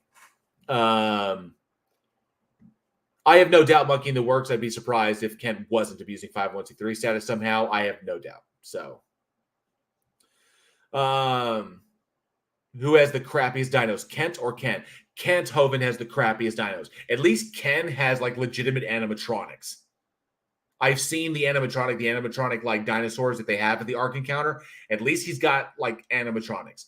I mean, Ken Ham has better dinos than Kent Hovind.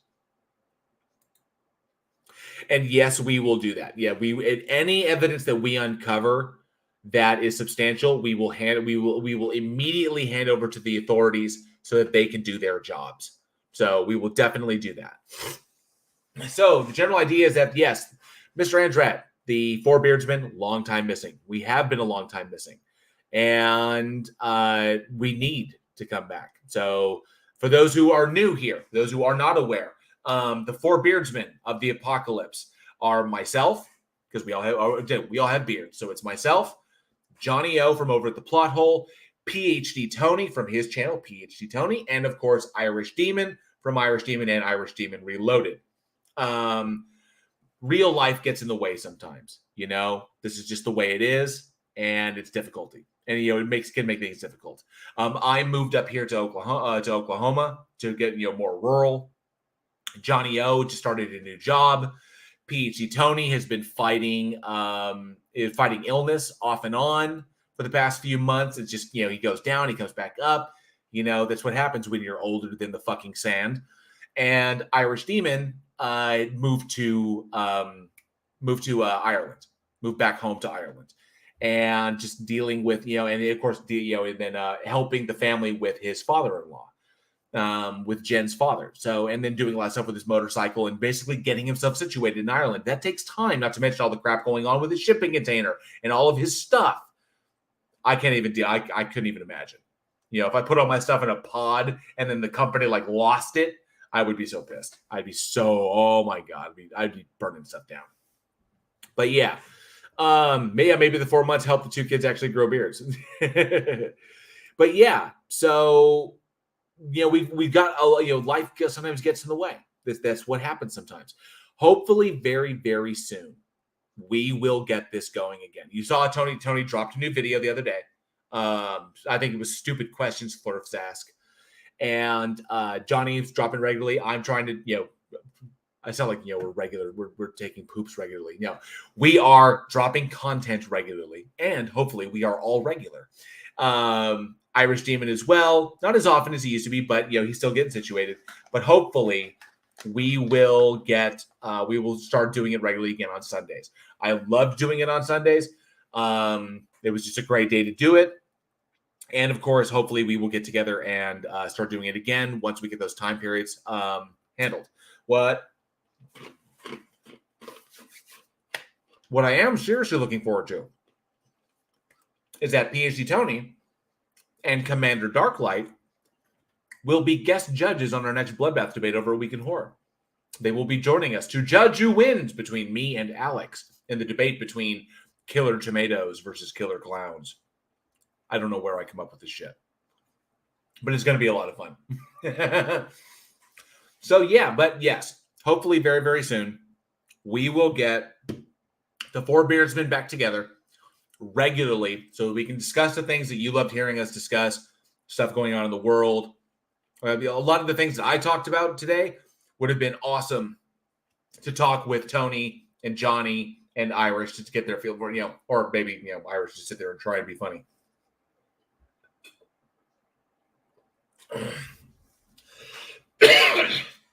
Pardon me. Wasabi? Riabi? Hit me in the back. Trying to come back. But yes, that'll be fun having the guys back together and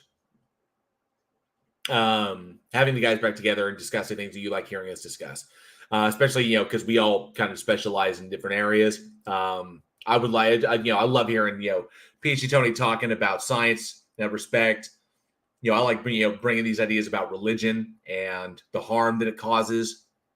Irish Demon desperately trying to be funny and make jokes, and occasionally, cracking off one at about 50%. But it's just Irish Demon, and then of course Johnny O, and what he brings to the table in just social commentary in that respect. I don't think few people do it as well as Johnny O. The guy's on point. So really, really good stuff. I'm looking forward to getting it back together because I miss the Four Beardsmen. I miss doing the show as much as you guys miss seeing it. I loved being on the Four Beardsmen. That was, doing that group. That was awesome. We've got to get it again. The fans demand it. Johnny, Tony, Irish. The fans demand it. They want more Beardsmen because what we did was fun. We were having a lot of fun, and people loved hearing those conversations. They were a blast. All right. Yes, Elizabeth Sylvester, I would lose my shit if someone lost my stuff. Absolutely. I absolutely would. That would be terrible. And yes, Sean Alexander, I will not forget to listen to the Merkins. Absolutely. The Merkins. I saw you gave me that link. I appreciate it. I will definitely check those out. I will check those out. Oh, Johnny O is amazing. Yes, Elizabeth, he is absolutely amazing. Total natural, and get better all the time. Not just for technical, not just technically. Wait till you see his documentary he's got coming out. It's fantastic stuff. It's really good. All right. Well, that is pretty much all that I had listed to chat about. And look at that. We are 2 hours long. I know currently right now, I think Team is currently streaming. So definitely when you leave here, pop up there and say hi to Team. I think he's still going right now. What is it? Team Skeptic. Oh, he just did a premiere. So his premiere might be over. But yeah, so I'm thinking, so maybe that was that. But definitely, yeah, I didn't check it. I didn't watch it. Obviously, I was sitting here doing this. Oh my, what the? There's a Tiger King season 2 coming November 17th. Oh, great. So in like 2 days, there is a there's a season 2 of Tiger. How could that show get even worse? How could that get worse? What more could how much more cringe could there be? Tiger King season 2? Right, my mind is kind of blown. It really, really is. That's just weird. All right, it's literally gonna be it's gonna be more cringe. It really is. But I'm morbidly curious. I am morbidly curious. All right. Well, I think that is pretty much it. Unfortunately, not able to get a theist. What was he? Tiny Captain says maybe when the Four Beardsmen starts again, the Four Swordsmen will start again as well. Possibly. Never know. Tony Regime says, I posted some Merkins video. Oh, Tony Regime, good to see you. Thank you so much. Says, I posted some Merkins videos in the Week in Horror Discord back in September. Yes, I think I recall that. But yes, I'm definitely going to be. I saw Nimrod sent me some stuff as well. So I appreciate that. I'm definitely going to jump on that. But man, yeah, unfortunately, I was not able to get a theist to come on the show. That has been surprisingly more difficult than I thought it would be. We would think that they would want to. The last guy that wanted to come on, I didn't bring him on because in Discord he completely kind of flipped out and went crazy. So just like I don't want that on my channel. I just did that chaos where I can't get a word in edgewise, and he's just going 100 miles an hour at the 100 miles an hour at the mouth. It would have been too chaotic, and I like to have a conversation. And I think the kid is and he's really young, so that just would be silly. But yeah, Charlie Welch, true, they prefer echo chambers. So yeah, unfortunately, but I would like to get one on. Like I said, Rachie, come on my channel, come talk to me. Hell, Mallory, I'll talk to you. I'll bring I'll bring anybody on. I'll bring Darth Dawkins on. Come on my channel, please come on my channel. Address my Van Til video, which he never did. I don't even know if he's seen it, but address my Van Til video where I take down Cornelius Van Til, your God. But yeah, that's pretty much it. But yeah, so hopefully eventually I'll be able to, and I'll try and kick off a stream with someone so we can have that chat before we move on to other topics. But Elizabeth Sylvester says, I want to talk to you. Oh, we can definitely, we'll set that up. You've got me on, I don't know what we would talk about. We could probably talk about something, get your opinion on something. But typically I like to bring the theists on so I can talk about that because they're diametrically opposed to me. So I can basically be like, what do you believe and why do you believe it? Explain this to me. Sean Alexander says, Darth won't come on. He doesn't have mute powers here and he can't abuse you. Very true. Very true. Hopefully one day my channel will be large enough, and thanks to the support of y'all with channel members, super chats, you guys coming up and listening to me, go on like this for hours. With the support of y'all, I will be able to get, I could get invited in to do larger shows once my channel is larger. So maybe I could be on MDD. I mean, I know it's trash like this, but it is exposure as far as YouTube goes. As far as that goes, that's a lot of numbers. You want to have the numbers. So I wouldn't mind going on there. I'll debate. I'll even debate Otangelo on MD. I'll debate Otangelo on MDD. but I won't debate him on this channel anymore because he's just cringe. But when we have I will debate him on MDD. That would be fun. I'll debate Nathan Thompson on MDD. I'll take him apart. So yeah, I'll basically utilize it for the access, and I think that would work. Action Squad. Thank you so much for coming in. So imagine Oakley and Darth hosting a show together. Oh, gross. That'd just be trash. You're right, Mallory. Cringe, cringe, cringe. Very true, Bob Nodell's gyroscope. Absolutely. Absolutely, John F. My pleasure for supporting Diabetes Blue. Your 9-year-old is type 1. Oh, sorry to hear that. But luckily, advancements in medicine today. I hope that they're doing all right. I know that's difficult. But yes, absolutely. Support of Diabetes Awareness Month. Absolutely. So yeah. Oh, let me see. Oh, Randolph Richardson, Darth Dawkins recently said he wants to speak with me again. If anyone, including you, can host a debate between him and I will defeat his argument using his argument. I have no doubt about that, Randolph, because I saw that previous video that you had with him. And his was garbage. I saw that previous one. The problem is he will not come on my channel because he thinks that Johnny O and myself are just like the spawns of the devil. He thinks I slandered him. I didn't. He thinks I I maligned him in some way that that he was financially harmed by it. I didn't. He thinks that I'm I think did he just call me slanderer and defamer? I didn't do either of those things. Everything I said was the truth and is backed up by evidence, which is why he can't do anything about it. He's just a coward. But he won't. He would never come on my channel voluntarily. He'd never do it ever. Aaron Reese, MDD's got a lot of people, including me, pissed off. Their whole stunt with Nathan Thompson really pissed me off. Continuing to platform the guy after he's going out there and yelling at children in playgrounds, that really aggravated me. Plato says, I would love to moderate that debate. Hell yes, that'd be very cool. Randolph Richardson, yes. Yes, Randolph Richardson. Keep in mind, Plothole, Johnny O, is a magnificent moderator.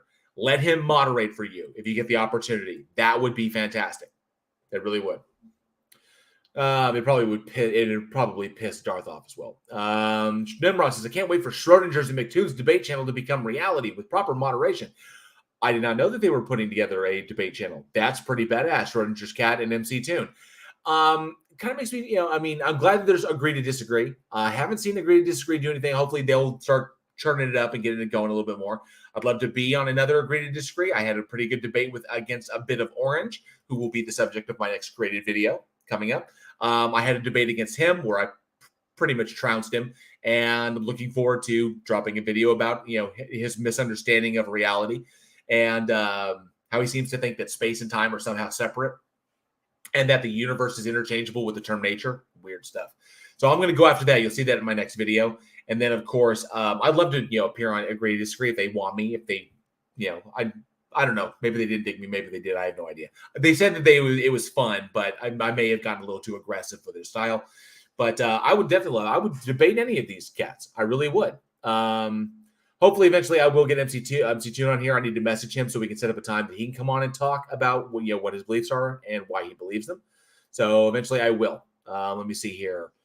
Let's go see if I can jump through these real quick before we get out of here, so I can let you people get back to your beautiful lives. Let me see. Sean Alexander, telling the truth about Darth is somehow slander. Agreed. Yes. Plato says, the fucked up thing is that I've shown that I'll be fair and honest in any debate with Otangelo. You did. You absolutely did.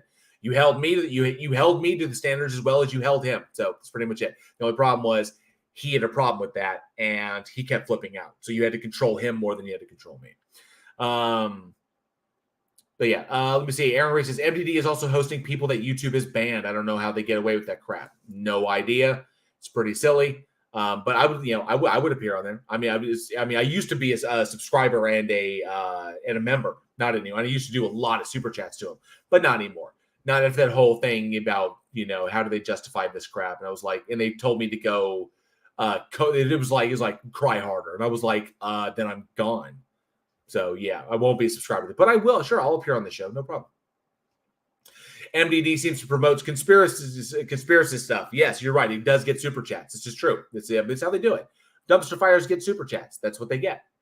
Nimrod says, yeah, very much so. Schrodinger said on his jail Warren Schrodinger said on his stream yesterday. That is awesome. I cannot wait to see what that turns out. Action Squad says WD all seems to favor the nuts over the rational interlocutors and debates to keep them coming back. Agreed. That's what it is. Wrote no name. Nathan versus Darth, just a snowballing cascade of interruptions. Agreed. Absolutely. And Aaron Reed says, Mr. Andre, that they're trying to keep the trash fire going without the dumpster burning down. Just enough order to keep the money flowing in. Pretty much, James has got things he's doing in his personal life. Someone's got to pay for him. Might as well be your super chat. It's the way it goes. Wesley Curry II. I just saw you. It says, where did your Mecca wallet vanish to today? And how was the fish and bread from Jesus August 11th, October 13th, 24th? How was that healed? I have no idea what this is. This is weird. I don't have a Mecca wallet. Jesus never gave me anything. Well, Jesus served me fish and bread once at a Del Taco. How was that healed tooth? Never had a healed tooth in my mouth. I had bad teeth that were pulled. I don't know. Wesley Curry, thank you for coming on the channel. Thank you for watching. No time to talk Allah. I'm always okay. So first and foremost, NANA, thank you so much for joining. Another member of the Godless Army. I do appreciate your support. Thank you so much, NANA. It's good to see you. And I see Nimrod was saying MC2 was extremely angry at the girl presenter, especially when she said she was sending hearts to them. Oh, not great. Not great. And then, of course, Wesley Curry says, no time to talk Allah. So, number one, I have to preface this. I was brought up Christian and was indoctrinated Christian, deconverted to atheism. I am not a Christian anymore, but I know Christianity a hell of a lot better than I know Islam. I know Islam. I know Islam and the Quran somewhat. With somewhat. I know it somewhat. But I reject it just as I reject the Bible. Both of them are just like mythological books. No different than, say, the Iliad, the Odyssey, the Epic of Gilgamesh, Beowulf, Story of the Monkey King. It's all mythology. That's what it is. It's mythology that we've opened up. It's just mythology that's happened to survive. You think about how long the Greeks were around and how long belief in the Greek gods persisted until pretty much it's been thrown aside. Same thing will happen with Christianity. Same thing will happen with Christianity. Same thing will happen with Islam. It will go the way of the dinosaurs. All religions eventually do, because they evolve into other things. As new ideas come into the society, societies evolve. Just like languages evolve, laws evolve, religions evolve. They will change into something else. We've seen it since 100,000 years ago, the dawn of animism, to today. It evolves and changes. That's what it does. That's what religions naturally do. As you get more minds and more ideas and more input and more people thinking about it, you will get more opinions against a central idea, because not everybody will agree. Our people will think of new ways of thinking about it, new ways to make it more palatable to the masses. Do you really think that the fire and brimstone God of the Old Testament is palatable to society today? It's not. Even to fellow Christians, it's not. And when it comes to the Quran, there's a lot of questions there. You got to kind of handle that thing about, Muhammad and, 9-year-olds. Not great stuff. So there's a question. I'll pose this. And maybe he's trolling. I see some people here that Curry may be trolling. Okay, that Curry may be trolling. Let me pose this. Let me pose this to Curry. Wesley Curry II. I will pose you this question. Very, very simple question. Allah is supposedly omniscient. Okay? You get this information from the Quran, that Allah knows all. Allah is omniscient. Being an omniscient entity, at the time that Muhammad was inspired to, and he didn't write the Quran himself, he probably had to have someone else to basically tell someone else to write down what was in the Quran. Being inspired by Allah and Allah being omniscient, Allah would know in the future, some 2,000 years later, that society in and of itself would have a problem with pederasty, with taking 9-year-olds as brides. Allah would know this. Even though it may have been acceptable 1900, 2000 years ago, it is not acceptable now. Allah would know this, being omniscient. He would know that times would change, or it would know that times would change. And being omniscient would know that the idea of this child marriage and pederasty would be a problem in the future for Islam. It would be a stumbling block for the faith, something that they would have to contend with and try to rationalize and deal with. So why wouldn't Allah simply tell Muhammad, having this omniscient knowledge of the future, not to do this because it will be problematic in the future for the religion? Why wouldn't the God do this? All he'd have to simply say is, don't marry, I think it's Aisha, or no, what was her name? I can't remember her name. Which off the top of my head. But don't marry her. Don't have sex with her. Someone your own age. That works. This is the exact same question that we pose to Christians who fundamentally believe that the Bible is real or the Bible is absolutely true. God would know omnisciently that slavery would be rejected wholesale by society in the future. That there would be a point in time when slavery would no longer be accepted and would be rejected completely, because the harm that it does psychologically and societally is demonstrable. Why would an omniscient God put lying in the 10 commandments and not put don't own other human beings as property? I'm pretty sure slavery does more harm than lying, than bearing false witness. I'm pretty sure that don't own other human beings as property would have been a better 9th commandment than thou shalt not bear false witness. Thou shalt not own other human beings as property. Thou shalt respect the equality of your fellow man. How about that? Omnisciently, God would know this. Would know this would be an issue. Why not just solve the problem then and declare slavery to be off limits and just nip you and then just save us? Like literally the Dutch slave trade. Save us the antebellum South. Antebellum slavery was justified by the Bible. That's how those assholes justified it. How about you just save the whole damn thing? And just said from the very, very beginning in the 10 Commandments, omnisciently, because you know it was going to be a problem, don't own other human beings as property. But apparently, God sides with whatever the economic source is or the economic standard is at the time. Whatever. But don't lie to people. And don't hold any other gods before me, because I'm a jealous God. Get fucked. But that's the point, Wesley Curry. It might be, maybe it's Otangelo. Maybe it's Otangelo, like just, whatever. I don't know if he got blocked or something like this. Yeah, flying horse splitting the moon in half, but somehow it's back together. Yeah, fiction. You're right, Sean. But that's the question, Wesley. What did he respond to?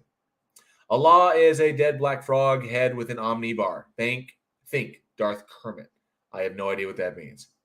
Yes, Elizabeth Sylvester. WTF. I have no idea. Anyway, so Muhammad outsourced the Quran. Apparently he did, because apparently he was illiterate. He couldn't read or write. Apparently that's the state. So he had to outsource writing. So he basically had to tell someone else to write it down.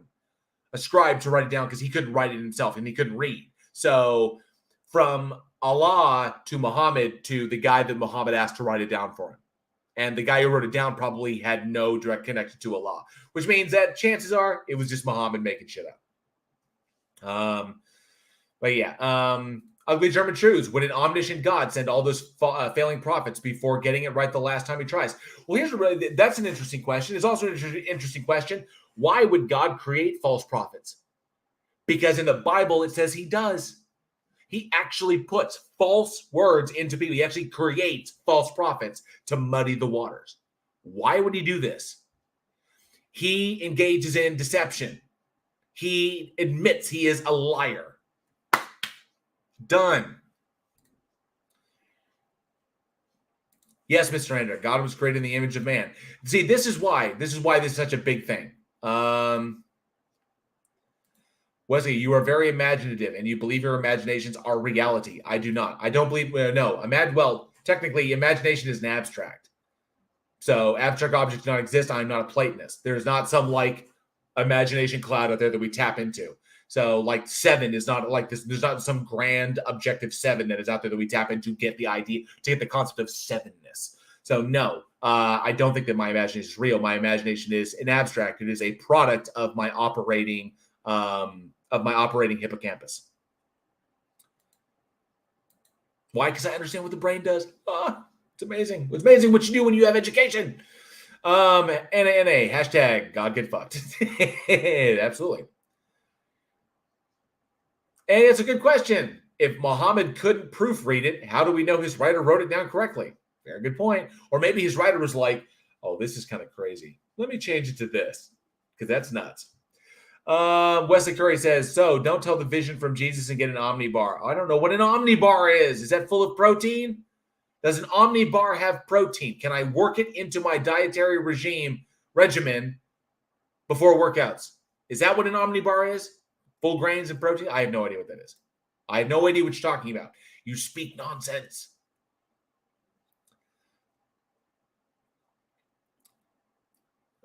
He's the first imam for Shia. Ali was the first. Okay, Boomer's handling him. Boomer's got it. Yeah, I'm pretty sure. Yeah, I'm pretty sold that Boomer has a better understanding or more knowledge of the Quran than I actually do, because I focus on Christianity. Why? Because I live here in the States, and I can't remember the last time I ran into a Muslim in public.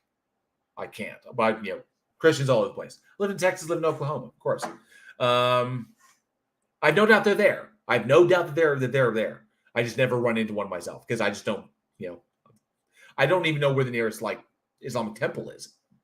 I don't even know if there is one around here. I have no idea. So, but nonetheless, there's your question, Wesley. There's a question for any Christian.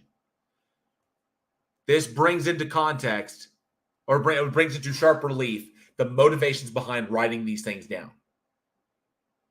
Is that omniscient gods would have knowledge of these things infallibly. And yet, they did not have the wherewithal to structure the rules of the religion to encompass what the future would embrace. It makes no sense, because the God does not need to explain himself to the creation. That's a big argument that Christians have. That there's no obligation for God to explain himself. Well, then great. Don't explain why you're telling, ancient goat herders why slavery is bad. Just tell them it's bad. But you know what? God apparently didn't have the wherewithal to do that. I'm pretty certain that is a big mark in the column for atheism. That this shit is made up. Made up by the people who wanted to set the rules so that they could maintain their way of life. That's it. Very simple. What's easier? Well, what's more likely? Supernatural being that breaks the laws of reality at a whim, or humans trying to take advantage of other humans to their own gain? That's it.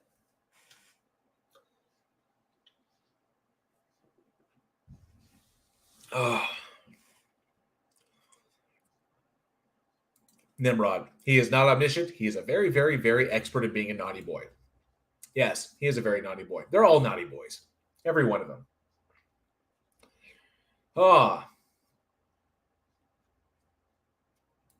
Aaron Reese says, I would love to see your evaluations of some philosophical concepts. Okay. So now we've kind of broached into this. So I will chat about, I will bring this up. Elizabeth Sylvester got a no problem. If the mods are mods for a reason. If he is getting out of control and he is just spamming, then certainly time him out. I trust my mods to handle their jobs and their responsibility. They've never acted out of accordance. And if anybody starts doing crazy stuff in the chat, they will shut them down. I won't hide or stop anybody, because that's why I have mods. I trust these individuals to make good choices and to represent me and to represent this channel. And so if they're shutting you down, you done fucked up, son. What are you going to do? Let me see. Yes, I'm quite all right with that. So someone brought up the philosophical position. So here's the problem: philosophy, where we pretty much began, and even the foundations of science is in philosophy, the philosophy of science. The issue is that we are a long, long, long way away from just basic philosophical thought. We have taken great leaps in our understanding of the universe, and we continue to take these leaps further and further as we march into the future. My take on philosophy is that it is interesting solely as thought experimentation, because philosophy asks questions about what we cannot know. But the problem with philosophy is that it only asks questions. It makes no predictions. It makes no explanations. It serves no other advantage. It serves no purpose in no purpose in the advancement of understanding. So no philosophy. I mean, you can ask big, huge philosophical questions. Yeah, these are great. But they don't get us anywhere ultimately. From what I've seen in my experience, in my limited experience from what I've seen, they only help to justify people's emotional positions. You take a philosophical stance because you feel that way, or because you're more interested in what you want to be true rather than what is true. So I don't reject philosophy, because yes, Kant, Hegel, all good stuff. And they made reference to things in science and to the scientific method. There's a reason why Cornelius Van Til rejected Kantian epistemology, because he believed it was unbiblical and irrational, which is, absolutely silly when you think about it. But there's a reason he was afraid of it, because it shut down. Kantian epistemology gave a counter to just accepting things, to faith. It gave a counter to faith. And that terrified Van Til. That's why I look at going all the way back to Epicurus. These are important. Yeah, these are important questions. I prefer more the questions about what we are currently like what we currently have, than questions about things we can't possibly know. These are important. So yeah, philosophy does offer up important questions that should be asked, but it should not be taken even. People should not dive into it as hard as people like Darth, where the metaphysical answers are the only things that are important to him, because of this idea that we can never have absolute knowledge. Somehow that epistemology can never gain us, or like naturalism or whatever, physicalism can never get us absolute knowledge. Because he thinks that the intellectually honest position of assuming that there will always be more evidence, so never claiming that you're at the end point, that's somehow a weakness. It's not. It's a strength. But to him, thinking that the answers provided by metaphysics are the ultimate answers is just crap, because you cannot do anything with that. It's literally vaporware. God is vaporware. So yeah, we will reject it because it's absolutely silly. Tony Regime. Aren't most science fiction and horror stories a better way of asking philosophical questions? I do. Yeah, stories are a fantastic way of posing questions. That's why I love horror and sci-fi. They can pose questions in a way that people will typically not be offended and can kind of internalize a little bit better, because it puts it in terms that they can understand, and that's what's very, very important. Oh, Tina Jones is peeking by, everyone. Great stream. Thank you so much. I appreciate it. Got to get up in 5 hours. Get me some Betty Buys. Have a great night. Sleep well. Thank you so much, Tina. I really appreciate you coming out. Nimrod, JL, there are a lot of universities canceling their philosophy departments, and a lot of people are asking why. I see what you did there. I see what you did there, Nimrod. That was funny. Nimrod, you get a free t-shirt. Nimrod, I'm going to send you, Nimrod, you win. Yeah, that was funny. I saw what you did there. I'm giving you a free t-shirt. Do you want a Bridge the Divide shirt or do you want a abstinence shirt? Let me know which one and get me your shipping details. You can message me via the Week in Horror Discord. Links are down below. Just message me directly and I will shoot you a free t-shirt. Your choice. Tell me which shirt you want. There's only 2. Tell me, do you want which shirt you want and what size you want it in. I'm shipping you a free shirt. That was funny. That got me. That's great. That's fantastic. Oh, Cindy Johnson. Cindy Johnson, thank you so much. It's just getting here. Interesting topic. Yeah, we were essentially talking about that. A boomer, philosophy degree is just a Starbucks diploma. I realize that a lot of work has to go into it, but I don't. Oh yeah, Sean, you're right. That Star Trek does an amazing job of that. I really, really love it. But yeah, the idea of just ask questions. That's it. Yes, Nimrod, you got me. You can DM me there. Just DM me directly and let me know you're shipping it. Give me your shipping details and what size shirt you want and which shirt you want. Bridge the Divide or the abstinence shirt. Let me know. And I'm going to ship you one because that was funny as hell what you did. A mental exercise. Excellent point, Mr. Randrag. Yes.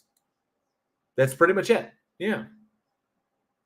And that's where I go. That's where essentially where I fall when it comes to philosophy. I appreciate it for what it does, but I'm not going to use it to try and make determinations about what is true out there when there could be more evidence that negates it. It's good for thought experimentation. Nothing really beyond that. A PhD in philosophy is like it's just it's like like philosophy, like the study of knowledge, or like the love of knowledge or the love of wisdom. It's essentially all it is. I got a PhD in loving knowledge, or essentially what the PhD does is eventually essentially what it turns you into is kind of like a repository of philosophical history is what the PhD really does. And that you understand the process from Platonism all the way to postmodernism. It's pretty much what it comes down to. Kind of pointless. Just ask questions, NTS says a philosophy degree could lead to things like writing, teaching psychology. True, but degrees in writing, teaching certificates, and psychology degrees can also do this as well. Not to be, I'm being a smart ass. I get what you're saying there, NTS. I absolutely do, but I'm just being a smart ass. I'm sorry. Oh, thank you so much, Elizabeth Sylvester, for the $5. CA. I don't know what CA is. That Canadian? That $5 Canadian? I don't know. Let me know if I'm right. I think it's Canadian. Let me know if I'm right or wrong. I think it's Canadian. But thank you, sis. I love you. Love you too, Elizabeth Sylvester. Thank you so much, hon.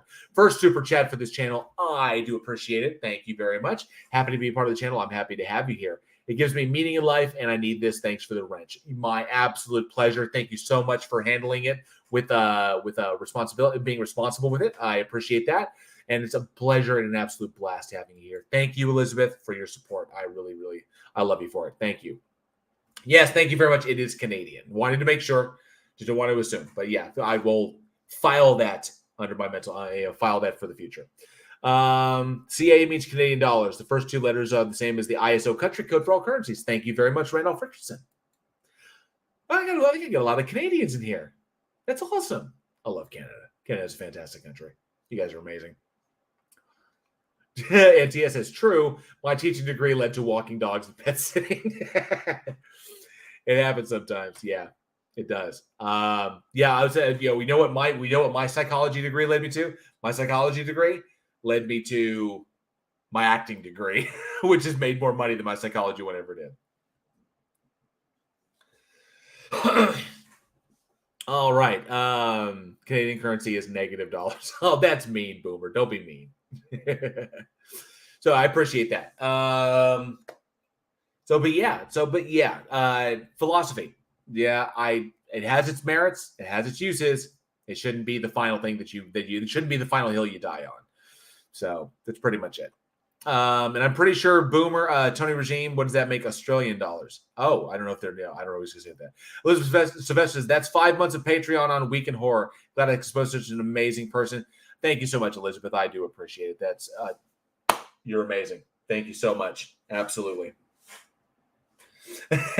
Sean Alexander, a liberal arts degree? Oh, the humanities. Aaron Reese says, I got a degree in web design and ended up a maintenance tech. It happens sometimes. It really does. And as much as I love psychology and I keep up on psychology, because forensic psychology is amazing, I got my degree in acting and it's been far more lucrative than I got my theater degree, which has been far more lucrative in that industry than the psychology industry ever was. So yeah, it's pretty much what it is. Mr. Anderson is definitely a brainy outro. Yeah, I seem to be dragging it on. Well, you guys keep coming up with amazing conversation with amazing subjects. And I love talking about this stuff. Love talking about it with y'all. So absolutely. So yeah, I think I will. Oh, Vesta Freya, good to see you. Thank you so much for joining us. I got a friend who earned her PhD in philosophy from Oxford, and she taught at university. That's essentially what PhDs will end up doing, is teaching at their alma maters, or getting a job somewhere else, essentially teaching, because that's pretty much what you can do as a PhD. Plato says, I have a degree in English, minor in journalism. Look where it led me. The dumpster.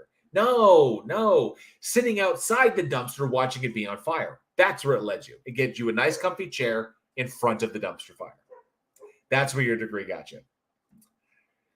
Ugly German Truths. I only have 37 degrees and they're all in Celsius. That's hilarious. Charlie Welch says, I love live streams. So do I really do.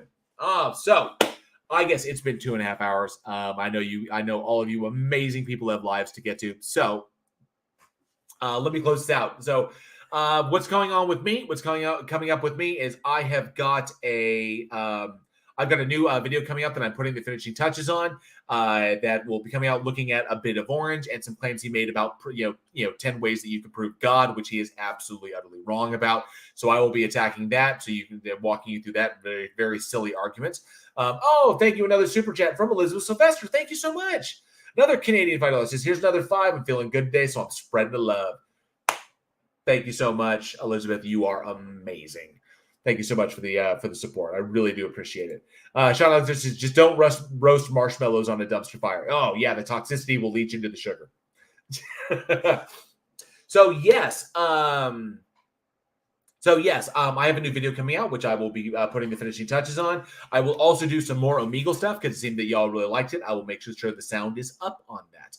And we can find some more interesting conversations we can have there. Also, don't forget, Week in Horror every Wednesday, 7 p.m. Central Time. Our special guest, Jorg, is going to be our After Dark. He was the director of photography on Nail Gun. So we're looking forward to having him as part of that. He will not be on the show. He will be on the After Dark. So we're going to try something a little bit new. This apparently is the month of experimentation November, where we try to figure out new things to do. And Ugly German Truths, no, a bit of Orange has never been right with any of his claims. This one is particularly bad. This is like Kyle Butt bad. So I'm going to knock this one down. And so that's pretty much it. Oh no, I know how to fix it. I know what I did. Plot hole. I know where I screwed up. It's just that I overcorrected is what I did. I thought it was this, then I overcorrected, and I didn't realize until after it was all done. Now I'm aware of it, so now I know how to fix it. But yeah, so I will do some more Omegle. I will do some more created content. All of this stuff is coming to you from here. Don't forget, Week in Horror every Wednesday, 7 p.m. Central Time over on the Week in Horror channel. All of those links are in the description. And I want to send a huge, giant thank you. Thank you, John Rapp. Oh, John Rapp, the man. Says A for Aussie dollars stands for awesomenism. Awesomenism. I like that word. Thank you so much, John Rapp, for the 2 Aussie dollars. I really do appreciate it. And yes, Mr. Ander, bit of Orange, he can get triggered. The interesting thing, he hasn't uploaded in like 5 months. So I was torn. Do a video and attract attention to him, or knock this one down? I don't know, but I'm going to go ahead and do it anyway. Why not? Thank you, John Rapp, for the support. I do appreciate it. Plottle says, dude, listen to me, Smalls. I know my mistake. I already know how to fix it. I'm good. Sean Alexander, I'm so glad. I'm so glad you like. I'm glad you remember that. I'm glad that joke went over. I was quite proud of that joke. But yeah, so yeah, I got more stuff coming up. So definitely look forward to that. I look forward to seeing everybody at the podcast, the Week in Horror podcast on Wednesday. We've got some good scary movies that we're going to talk about there. And of course, I think that's going to be it. I think that's pretty much it. So thank you so much to all of my channel members. Every single one of you is amazing. Remember, if you're interested, if you're able to, you can join this channel as a member. It's 99 cents per month because that's about how much I value my content. 99 cents a month, and you get access to all of the cool emojis that I gave you, that I've created for you. And of course, you get the Evolving Mind badges the longer you are a channel member. So I appreciate that. That price is never going to go up. And I will work in more things to go along for channel memberships once we get further down the line, as long as we build it up. So thank you so much. That is available to you. And of course, to all of the patrons over at Week in Horror who helped to make this channel possible and Week in Horror possible. All of you are amazing. I love you all so much. Oh my God, we have a new member. Elizabeth Sylvester has become a member of the Godless Army. Thank you so much. I appreciate that. Welcome her with all of the wonderful emojis that we have created, or that I've created, and all the very cool stuff we have. Thank you so much, Elizabeth Sylvester. You've been absolutely amazing this live stream. All the love to you.